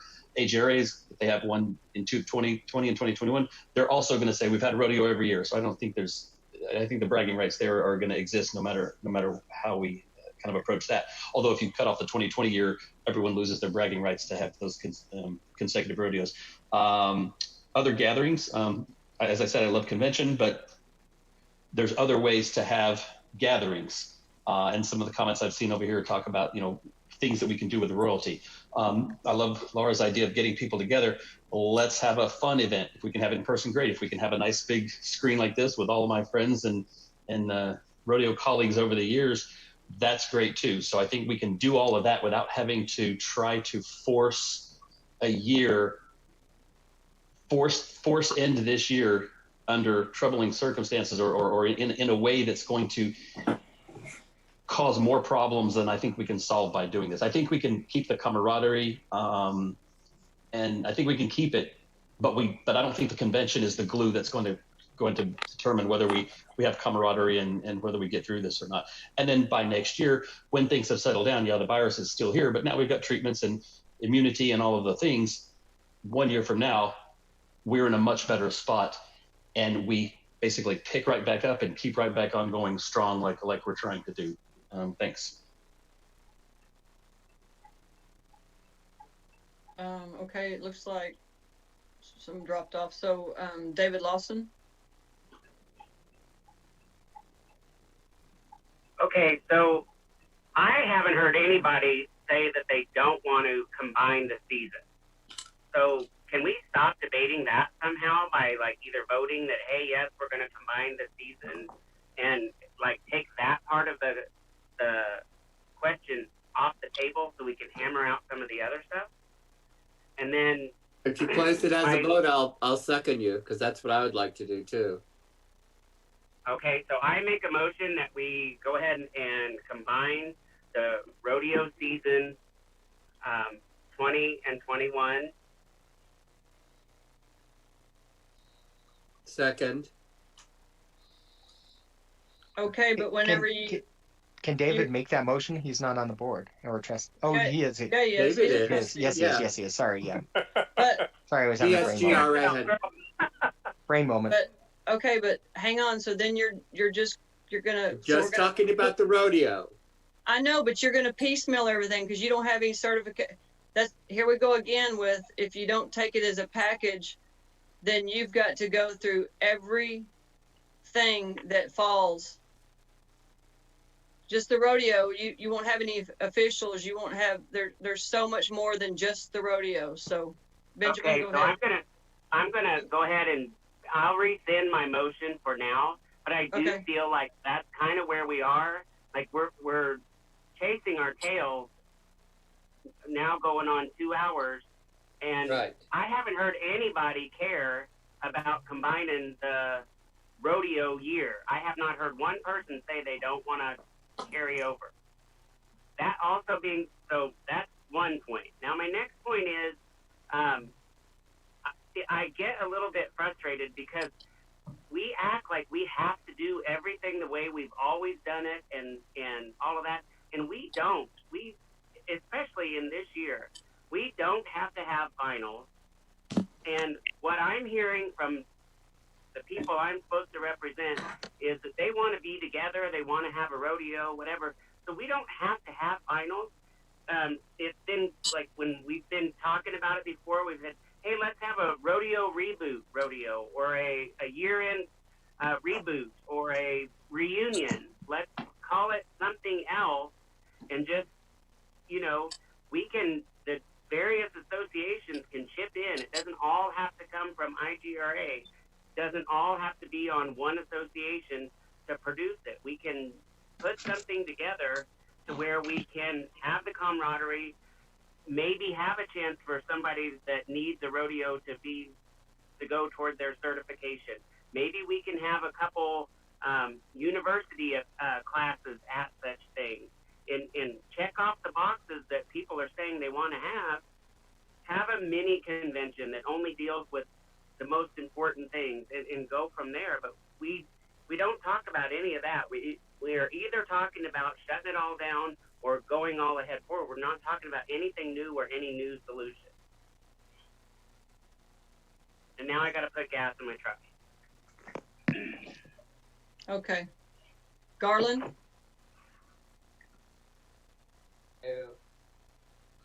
Yeah, go ahead, visitor. There.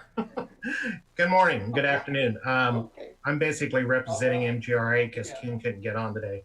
But in my opinion, I'm fully agreement extending MGRA's extending the rodeo year out. And if that's the way we're going to go, if I look at the convention and the bylaws, it states at the end of the rodeo year. That's the very first paragraph. So then, you know, MGRA is fully support of the proposal, and I would like to see us move forward. Is that a motion, Garland? I'll make that a motion. All right. Second. All right. David seconds. Can you read the motion? It's the whole document of rolling, combining the 2 years and rolling. Okay. Michael would have to, hang on. Yeah, to clarify, and I'll double check with Garland to make sure that this is what you have said. Your motion is to accept the COVID-19 plan as written and outlined in the 4 documents, the overview, the annotated bylaws, standing rules, and rodeo rules. Is that correct? Correct. A second. Okay.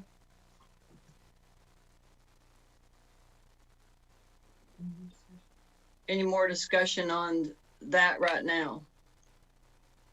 This is the whole shebang, so it's what we've been discussing the whole time. So. Okay, so now I got Michael back. I'm good. Okay. Jack Morgan back. Sorry, I was going to make that motion, but okay, all right. Do it, so I'm good. Thank you. All right, Randy. One question.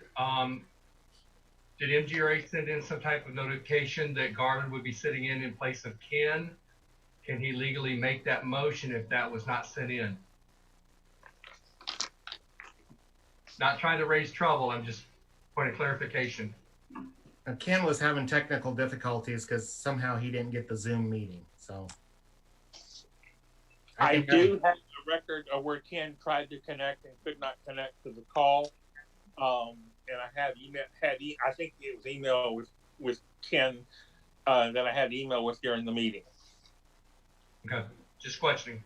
Yeah. Good question.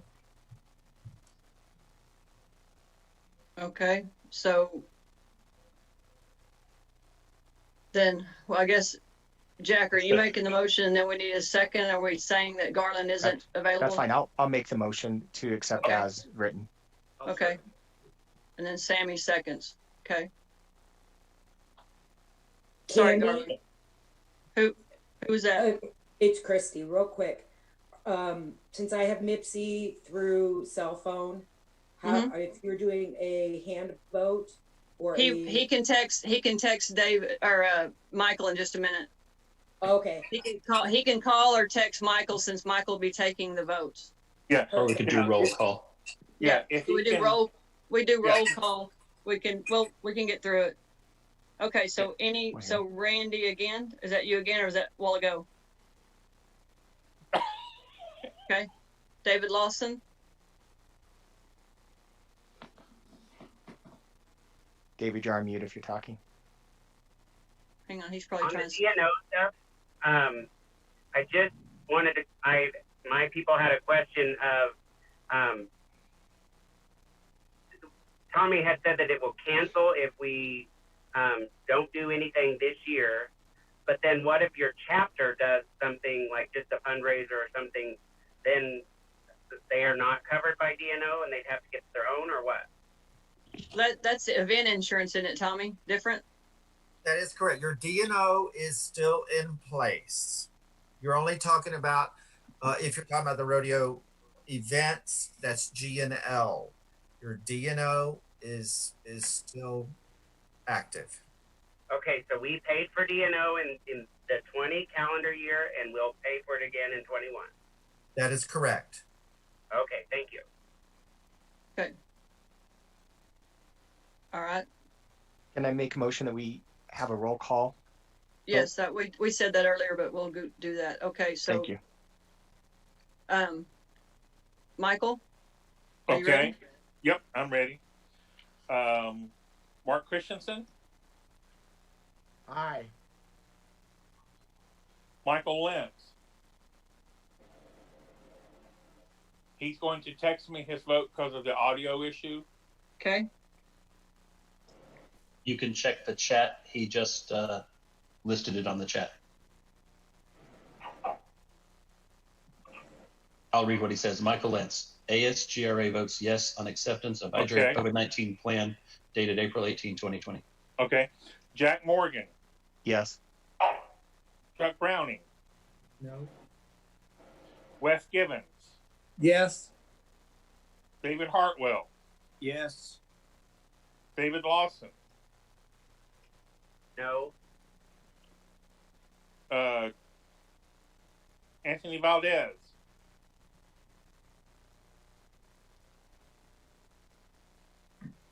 Muted. Anthony, I had muted you because you had background noise, so I've unmuted you now. Oh, yes. Garland Rankin, Yes, and Ken is here with me, so Ken can say yes too. Yes. okay. Pork Chop, Thanks. Yes. That passed. Or I mean, it's going. Ryan Helander, I abstain from voting. So Gene Freight, Yes. I think it's Sammy going to pass. Simpkin, Yes. Randy Edlin, Teacher A votes no. Mipsy,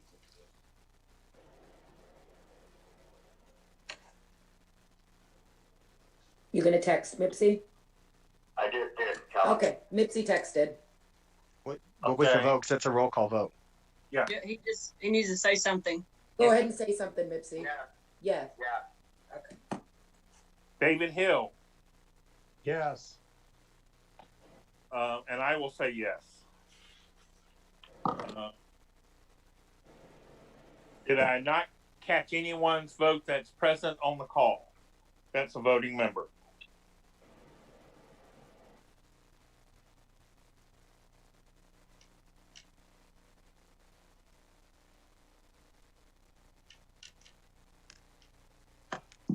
We have 13 yeses, Candy. Okay. The motion passes. So, You need to report all of them, Michael. Did you count them all? Okay. Yes, no's, and Yes. Okay. We have 13 yeses, 1 no, and 1 abstention. 3 no's and 1 abstention. there's is what I counted. three no's and 1 abstention. Oh, yep, you're right. So to recap, 13 yes, 3 no, 1 abstain. Correct. Yes. Okay. Motion passes. Okay. So, moving along, did we have any other new business? I don't know of any at this time. The only thing I think we need to do is we need a third and a fourth quarter. Maybe, and we could even set this later if anybody wants to, maybe we do one in August and one in November. Does that sound like good months to everyone that we? You also have a hand, Candy, too. Oh, sorry. Go ahead, Robert.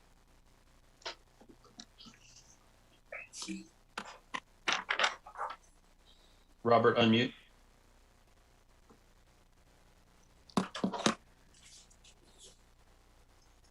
There we go.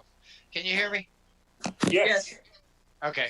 So with that being decided, Candy, just something for the board, the executive board, or the board of trustees and so forth. You know, a lot of concerns that were raised by people, and as far as get together, the camaraderie, these types of things. And I know somebody had mentioned too that there's not much action that goes on. The board still needs to have their meetings, this, that, and the other. But I just throw some ideas out there for the board of directors, board of trustees to consider. These are tough times, troubled times. For the good of IGRA and saving the rodeo and the cowboy way of life and those types of things, there are people hurting and struggling, whether that's financially, so forth, so on. In the cowboy way, I would like the board to consider things going forward, perhaps an IGRA published hotline. You can list my number. I'll take calls, whatever. Where people can call in, perhaps they can't feed their horses this month because they've lost their job or those types of things, where somebody can be a liaison to put them in contact with AGRA or NMGRA or CGRA, in their area to, perhaps find somebody that can financially help them and things like that. There's a way for IGRA to still shine without producing a rodeo or a finals or, combining the 2 years. And I would really like the board to give that some thought and other ideas as a thought to continue to make the relevance of what we do as cowboys and cowgirls going forward. And it's certainly a way to get out there. I know they're doing fundraisers online and those types of things. IGRA doesn't have to die. IGRA won't die if we all get behind the purpose and what it is in our bylaws and why we are here. And what it is we do. It's not just about producing a rodeo or a finals. It's about our commitment to the LGBTQ community. And, I'm throwing that out there. I'm sure everybody's thinking about it, but just some thoughts and ideas. And hopefully the board will consider that in, new business going forward. So thank you for your time. Excellent comments, Robert. Thank you. I think that's great. It is about the people, and we will continue. And as soon as we're able, I think all of us will be doing fundraisers and events and things like that. But we will make sure that we step up our visibility a little bit on social media and look forward to everybody's ideas on that. Gene? If I can piggyback just a moment. The document that was sent out for the March meeting where we kind of broached this subject, one of the considerations that was listed in there, I just put on the chat, was that we should be mindful of this. IGRA is a significant part of many of our members' lives. As such, we called it a period of suspension then, but during this time period, IGRA should make efforts to address the void felt by many, and ideas of how to do this are welcome. So I heartily second and third and fourth that.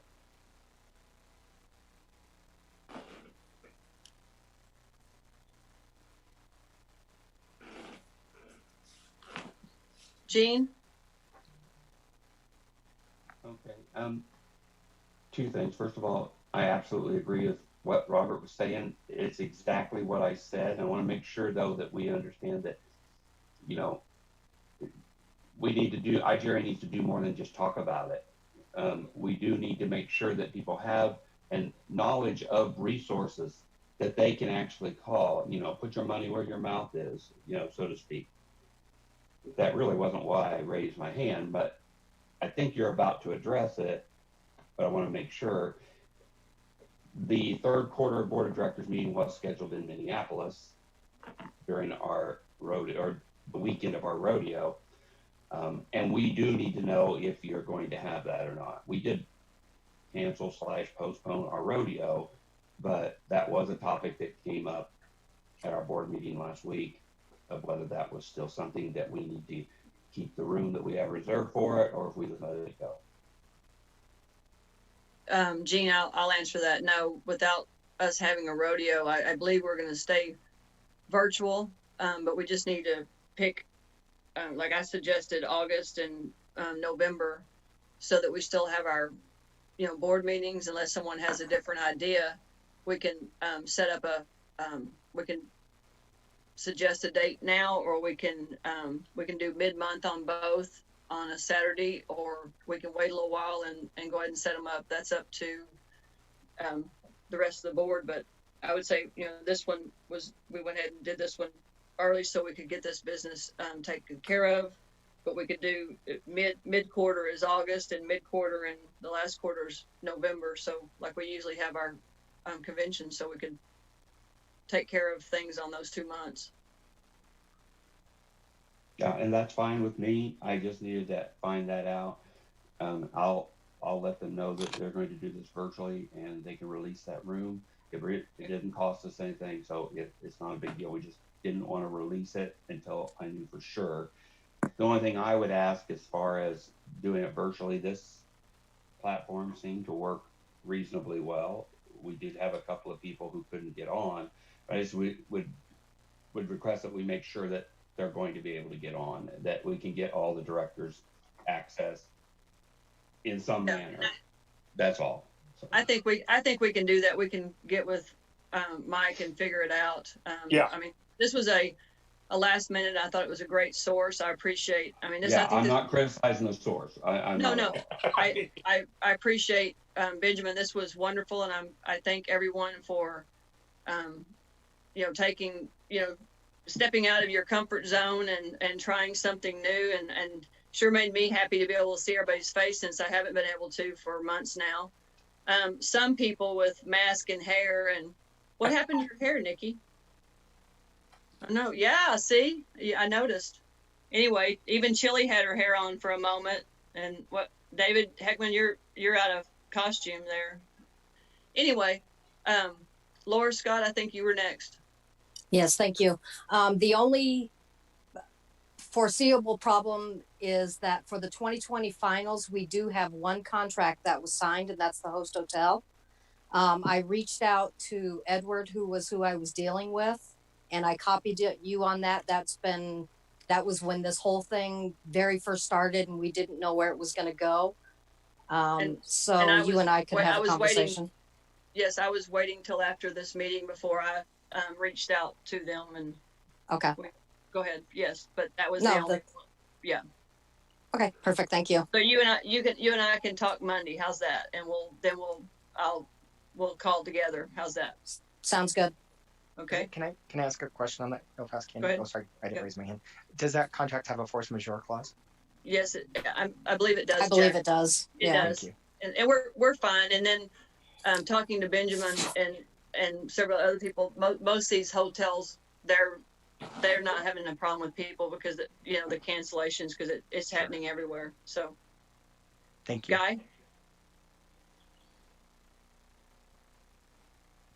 Guy Puglisi. I wanted to make a recommendation that whatever our last meeting is in this calendar year, yes, sir, we make an effort to make it an annual meeting and invite all of the members who are interested to to actually attend virtually. I think take Tom up on his offer to use whatever software he has that would accommodate that. That's a good idea. We will see what the software is, and I think that's a great idea. At every board meeting, anyone's able to, we can make sure that it's phone in or call in as well this next time. This was a kind of we're just testing things out, but I'll contact Tom, and we can see what it is that he has. We could even suggest, Candy, if it's safe to do so, we could suggest that that people of the same association, if you live in the same area, gather together and and enjoy each other's company, if it's safe to do so at that time. Yeah, at that time. And get on virtually that way. So you kind of see little groups of North Star people and Red River people and things like that instead of everybody separately. But I think it sounds like a good idea. Okay. Then we'll see what transpires the next 2 months, and then we'll set up. I'll set out some possible dates, and I guess we'll do a little vote on the next date in August. Do I have any announcements? We'll start with. Go ahead. Sorry, Tommy. No, Benjamin. Benjamin first, and then Tommy. Sorry. Yeah, you didn't get my text, I guess. Couple things. To the meeting. I have not researched it yet, but even Zoom that we're on now has a feature where you can have participants and attendees. So you could have some group that are actually doing a meeting like us. Here, everybody is considered a participant, but you can also, it's like webinar feature where other people can just watch only. I haven't looked into that, and I don't know what the costs are, but Zoom or the other, the person who also offered to host, there's certainly going to be options out there that we can accomplish whatever we'd like to accomplish. Second, and way more importantly, I think for right now, the vote that passed today will have significant importance or impact on people, and just some of the conversations that people, all IGRA people, some of the conversations that I've heard or had or heard from people who heard from people, misinformation, even some on this call. There's a lot of misinformation that's been going around. So that vote made a lot of very specific interpretations annotated in those documents. I'm not sure that those 4 documents are what should be publicized, or if we need to adjust them in any way. And I might ask David to weigh in a bit on that from a legal perspective. But it would be helpful to all of our IGRA Association members to be aware of precisely how the current plan is to go forward. So there are no questions or doubts. Judges will know, officials will know, contestants will know, associations will know. So obviously it's the trustees' job to propagate that out to your associations, and that happens better sometimes than others, as we've learned over the years. So that said, I think as widely spread as we can get today's actions dispersed would be to our best advantage. David, comment, and then Candy, if you have any proposals or any ideas of how to do that. Yeah, Benjamin, I agree with you 100%. I think, we need to get everything that was sent to us by Michael as far as your specific changes to the individual provisions of the bylaws. I think all that needs to go to all the trustees with a directive that be disseminated to the members of the associations. I would also say put it on the Facebook page, if possible, if that would be doable. My question, I think my question is from a legal perspective, the way that I have written those comments in there, this section is interpreted to mean. Is interpreted the right word from a legal perspective, or the board has decided this section means, or the board has decided to implement this section in the following way? I think I'd be more comfortable from a legal perspective if you have some advice along those lines. Let me work on some language that would be specific, and I will get that to you and Candy on Monday, if that's okay. That would show that this is how the board has voted to interpret this language during this crisis time. Yeah, just from a legal perspective, I think that would be beneficial. And I'll get with you on Monday. Okay. Thanks. That's all I got. Can you recommend putting it on the website, on the IGRA website too? Yep. Okay. After adjustment, yes. Yeah, after adjustment. Gene, did you have one more thing, or was that old? Oh, I have something else. Okay, go ahead. I think that I personally understand where David was coming from as far as disseminating those documents to our associations, but I also can tell you that that's a little bit more than some people can chew. and understand, I think it would be much more beneficial for someone to come up with some wording that says what the result of all that was. And in addition to that, I would say that, and David will probably come up with this too, but I think that the word interpreted should be avoided at all costs because of the clauses in the bylaws and standing rules that put that interpretation in the hands of the trustees and not the board of directors. It was something that we, at convention, it kind of, I don't know, maybe it didn't slip through the cracks, but it seemed to me like that was something where we made the board of directors be more, take care of everything. That one phrase didn't go away to include the officers. So I would avoid the use of the word interpretation.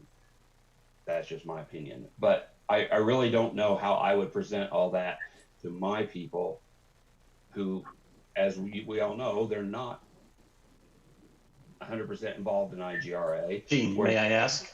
That, so. Gene, may I interrupt? On the first document that was sent out called the COVID-19 Plan 2020-418, that document was intended as a summary of everything that's further included in the bylaws, standing rules, rodeo rules. Is that adequate for what you're requesting or what you're thinking about? It's close, but okay. I do see some things in there that it doesn't address. Gotcha. It does address them for me and you, because we know that those activities or those functions come under convention. This stuff always happens at convention, you know. So, and I can see people saying, well, what are we going to do about electing officers? And nowhere on that does it actually spell that out. Those functions that normally happen. You know, it talks about finals rodeo and convention and things like that, but not those pieces. Yeah, so I think that's in the second. I think that's in the second bullet point, that the term of any elected or appointed IGRA position shall not expire in 2020. I mean, implicit in that is the election will happen the following year, but you're right. If it's not clear, then I understand. I understand what you're saying too, and I interpret that way too. I know that. So I'm just saying, if we can do it in a paragraph, to me, it's as easy as we're going to continue the rodeo year through 2021, and anything that normally would have happened in 2020 won't happen until 2021. If you say it like that, it answers all the questions. Anything that normally would have happened will not happen this year. Hi, Dan. Thank you. Okay, Mark and Nikki. I know this is short notice, but we have an AGRA meeting tomorrow. Would there be any way that we can go and get something so we can give to our group tomorrow at 3 o'clock here in Phoenix? I think we need to get it out in front of everybody as soon as possible. Thanks, guys. I don't think there's any problem with sharing the documents as they exist now locally. I just think for like a website or something that's going to be more available broadly to the public, we just want to have a review. David, what do you think? I agree, and there's no way I can do that before 3 o'clock tomorrow. I don't know what your schedule is, but I can't. But I agree with you, Ben. If we can put I see no reason not share everything that was already shared with us. And I think that makes it pretty clear what we have decided to do today. And then I'll be happy to work with you and Candy on something that we can put on the website by sometime on Monday, hopefully. Candy, did you see my hand? Mute. Candy, you're on mute. Tommy, go ahead. Oh, thank you. So clarification for me and the insurance as usual. So Gene, a comment that Gene said and clarification to the motion. Gene made the comment that anything that's happening in 2020 is moved to 2021. Am I understanding that I can now request a full refund on the insurance policy? Well, I think we need to make sure, I would say no. If you're talking about D&O, I would think that D&O needs to stay in place. Correct. No, I'm talking about the G&L. Well, you're gonna have to wait till the last two rodeos decide what they're gonna do, right? That's correct. Yeah. And Arizona, if it falls within the year period. Yeah. So Well, Tommy, I was just referring to a comment that was made. A comment was made that anything happening in the 2020 season wouldn't happen until 2021. No. You still have two that can decide whether they're going to happen in this year or next. So you're on hold for a moment. Okay. Any idea how soon we might know about those two? So it's only two events. So under the motion, convention and finals will be at the end of the 2021, correct? Yes, sir. Yes, sir. Okay, so we're waiting on Las Vegas and Bay Area, correct? Yes. Yes. Okay. Tommy, what is the expiration of this current? Didn't you say it's in March of next year? End of February is the end of February. Well, that would include Arizona if they come back too. No. Yes, that's true. That is correct. Yeah. So I don't think you cancel that, but yeah, that's administrative. So I'll leave it to you. Yep. Okay. All right. Anybody? You got hands, Candy. Oh, yes, I do. Did Guy? He went earlier, right? These are new hands. Okay. All right, Guy. I had a question on the D&O. We haven't heard anything back. Are we going to hear that individually, or is that going to be something that Tommy will hear? Because each association had to do their own application. Yeah, your D&O is singularly with each association. The application is online, and under the new company, each association purchases its policy individually. It's not an add-on to the IGRA. Okay, and then my other question was, since Benjamin pointed out about Phoenix Rodeo, perhaps, I mean, I know we're waiting on Vegas to make a decision and Bay Area, but maybe we can change our policy effective date. That may be another option, so that I'm fairly confident that we're probably not going to continue forward with Bighorn, but the board has to meet and make that decision. But maybe our insurance policy can have a start date in September of this year and go through next year, instead of canceling it and getting a refund. Okay. David Lawson. So my question goes to Tommy.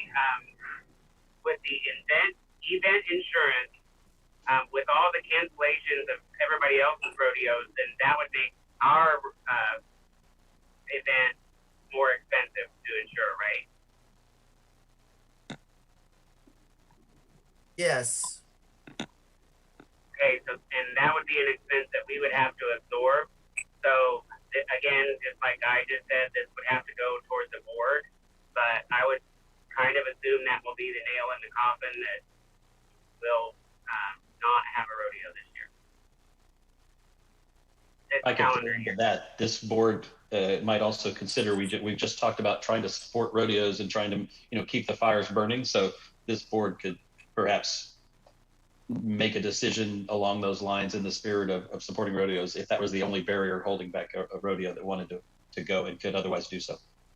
To Guy's comment about the aligning the effective dates for the insurance policy, it would be absolutely, I think, to everybody's advantage to go to a calendar year rather than the only reason it is now the way it is because years and years ago there was a problem and we adjusted it. But if we went back to a rodeo calendar year where Arizona is the first event on the insurance policy, it would make it much clearer for everybody.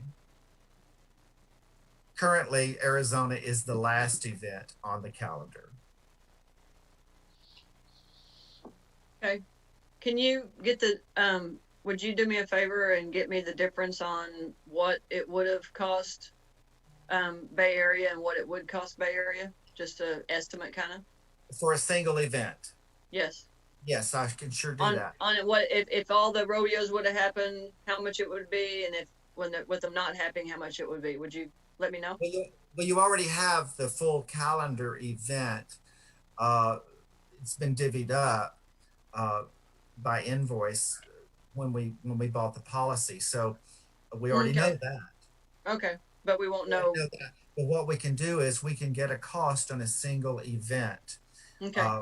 Yes. Okay. Thank you. And I can get with David. There'll be some questions that David and I can get that for. Well, no, and I was looking at helping support if they want to, you know what I mean? What we were talking about is maybe doing something to support them. Sure, absolutely. Okay. I think Grumpy. Kind of where my question was coming in is the insurance I always find a little confusing as I keep getting these different invoices for different things and wondering what in the world we're insuring. So we've got G&L, we've got D&O, and then we still have a separate policy for the rodeo, or was the G&L covering the rodeo?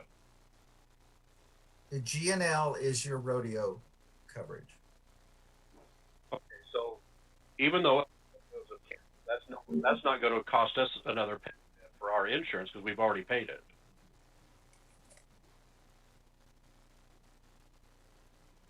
Currently, yes, that is correct. Okay. But if others still, you're cutting in and out. We have our. I didn't hear any of that.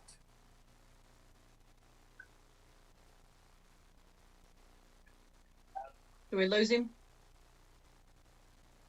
I'm not sure what's going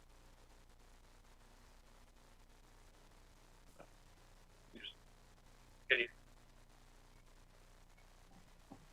We're hearing about every 20th word, Grumpy. Yeah, his bandwidth Okay. must not be. There he is. I can my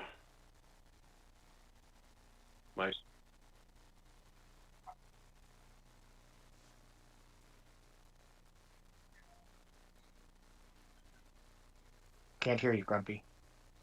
no.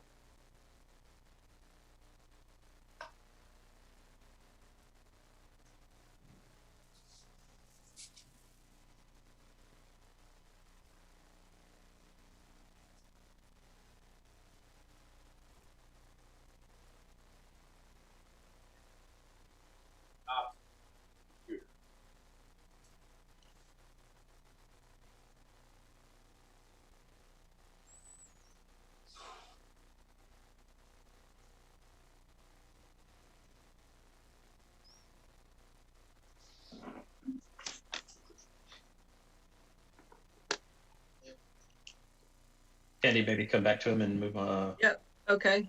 Gene, sorry. I guess my question's for Tommy.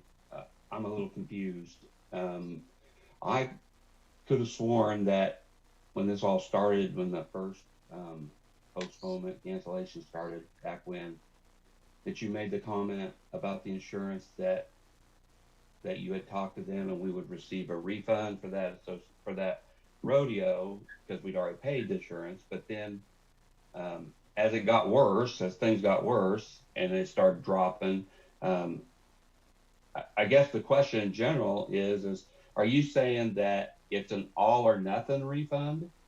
Because to me, it doesn't seem like it would cost Bay Area any more money if they have the rodeo because we were quoted this policy, and if we're not going to get that money back unless they cancel, it's already been paid. I'm a little bit confused on that, and I could have remembered this wrong. So No, you're probably not remembering wrong at all. When we first started this discussion, there was one cancel, two cancel, three cancel, and that's when I discussed with the insurance company, and they said for those events that would be canceled, we would get a refund. Well, now we are hearing with Guy's comment that he's pretty sure Bighorn would be canceled. There would only be one event left on that. If Bay Area does choose to continue with their event, that would be one event out of the entire calendar of events. I don't know if they would maintain that policy for one event, because as far as they're concerned, it was one premium. It's IGRA that divides it up between the associations for events and coverage. So I don't know, to answer your question, until Monday when I call back to ask that. And I think that was Candy's question too, if the entire policy is canceled. And correct me if I'm wrong, Candy, if the entire policy is canceled and we get a refund, and Bay Area then does decide their coverage would be probably a little bit more than they have currently paid.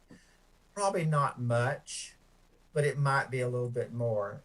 And I think, was that what you were asking, Candy, if we could give them support on that expense or something? Yes, yeah, that's. I thought so. Yes, I thought Yeah. so. So to answer, I don't know if Grumpy can I mean, hear. that's exactly what I was saying though, is that, but we just told, and this is why I want to make sure that it's said out loud and clear. We just told David Lawson that there would be additional expense. And if the insurance company looked at this as one premium, there would not be an additional expense. There couldn't be, because it's one premium. It would be IGRA that would be invoking that on them, and we shouldn't do that.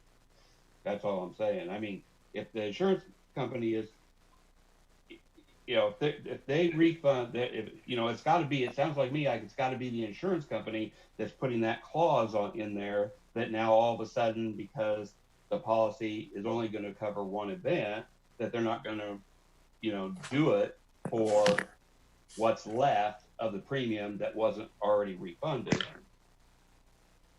Then that's not fair to Bay Area. It really isn't. But there was a time where that we wouldn't have gotten our insurance back for the cancellation anyway, just like we don't get our, the year North Star canceled a few years ago, we didn't get our insurance money back, nor did we get our $600 at that time back for our sanction fee. So we just need to handle this very, very carefully, in my opinion, because it is not Bay Area's responsibility or fault that this happened either. So.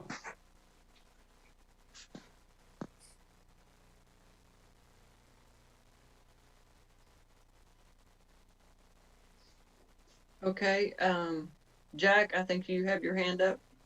Yeah, I was just going to say, this doesn't sound like we have information until Monday on this, but just 2 points. It could potentially be less too, because it's one event as opposed to 15, so the exposure is less, so it could potentially be less. The second part of that is that how does this we've kind of already utilized it. Oh no, because you said it's in the end of February, so Phoenix would have been the last of last year's policy, not this year's. Okay, I answered my own question. Thank you. And you are correct, Jack. Singular event in this case, it could be the same. It even could be less. Grumpy and I would just need to find out that. Okay. Grumpy, are you back on where you can finish yours earlier, and then we'll. Can you hear me now? Yeah, we can. Yeah. Well, yeah. To me, it's just if we could find out this coming week. That's all we need to know, so we can make sure that our budget is realistic as we bring it to the board. Working on. Okay. Grumpy, would you be available to have a conference call with you, myself, and the insurance agent Okay, perfect. Let's do that. I think that is the route to go at this point, and we'll do that Monday if you're available. I'm available. Very good. Thank you. Okay, Tim? Yeah. So, something that we may all want to consider is just maybe just the cost of doing business this year.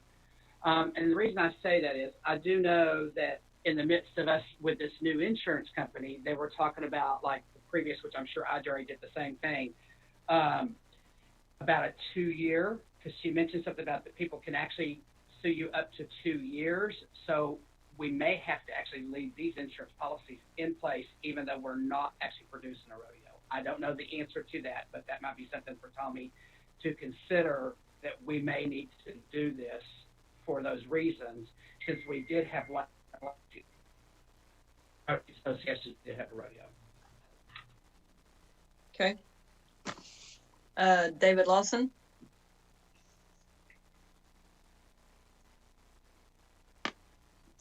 I was had a question for Guy, which I was then texting him. I was wondering by when Bighorn would know whether or not they were having their rodeo, because certainly having 2 rodeos out west back to back makes better sense than having just one rodeo out this way. And and he just told me within a week or two. So. Okay. Frank, I see your hand up.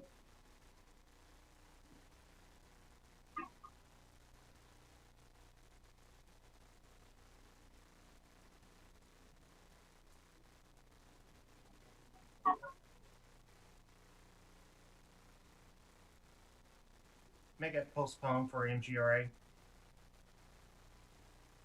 You can make it postponed for us too. I don't care. Thank you, Frank. Okay. Seeing nothing else, do I have a motion to adjourn? Yes. Motion. And second? Yes. Although, Do we have yes. a meeting date for August?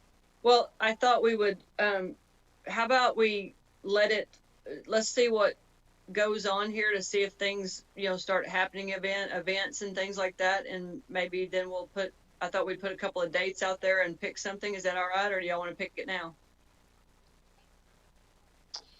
Since we had a few months, I thought we could set up a couple of different weekend dates, and then Mark? You're on mute. Is it going to go and be in July, or is it going to be in August? I thought we could do it in August, so it would be like mid-quarter. Does that mess you up? Well, we're waiting to go and put our money in till we find out what all's going to happen for our rodeo. Oh, I got you. Okay. I'm open to July or August. Or is anybody opposed to a Sunday afternoon rather than a Saturday? No. I think that might be a little easier on people that have events on Saturdays and stuff.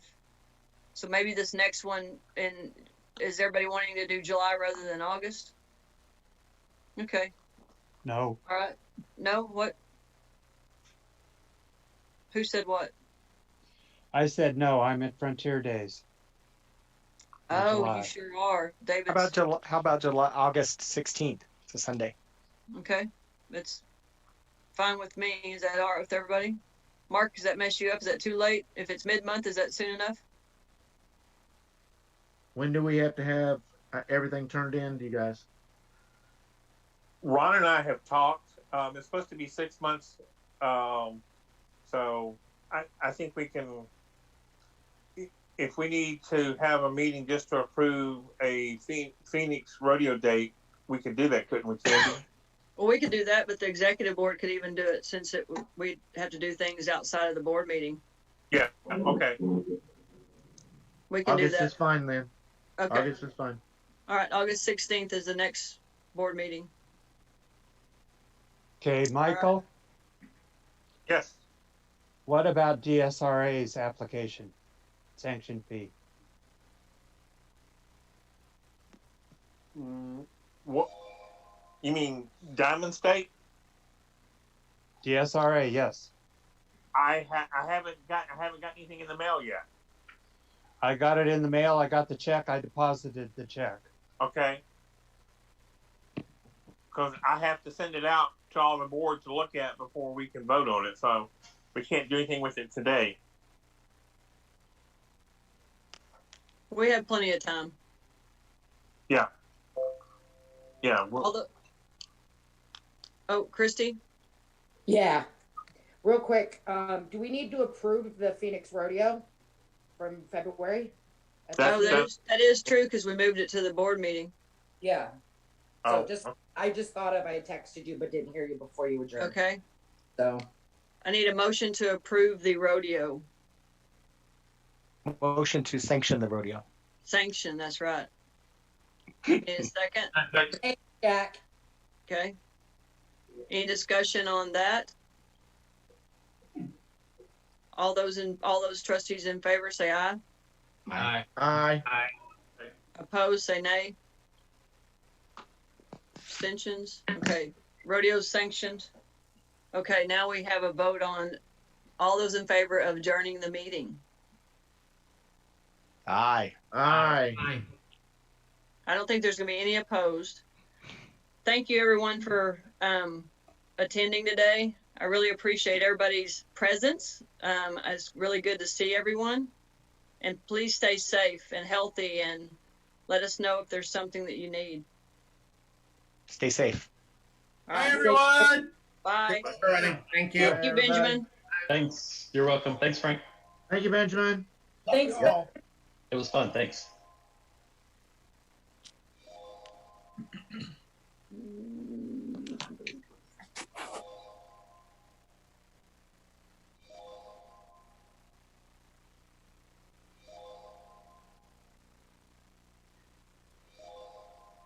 Hi, y'all.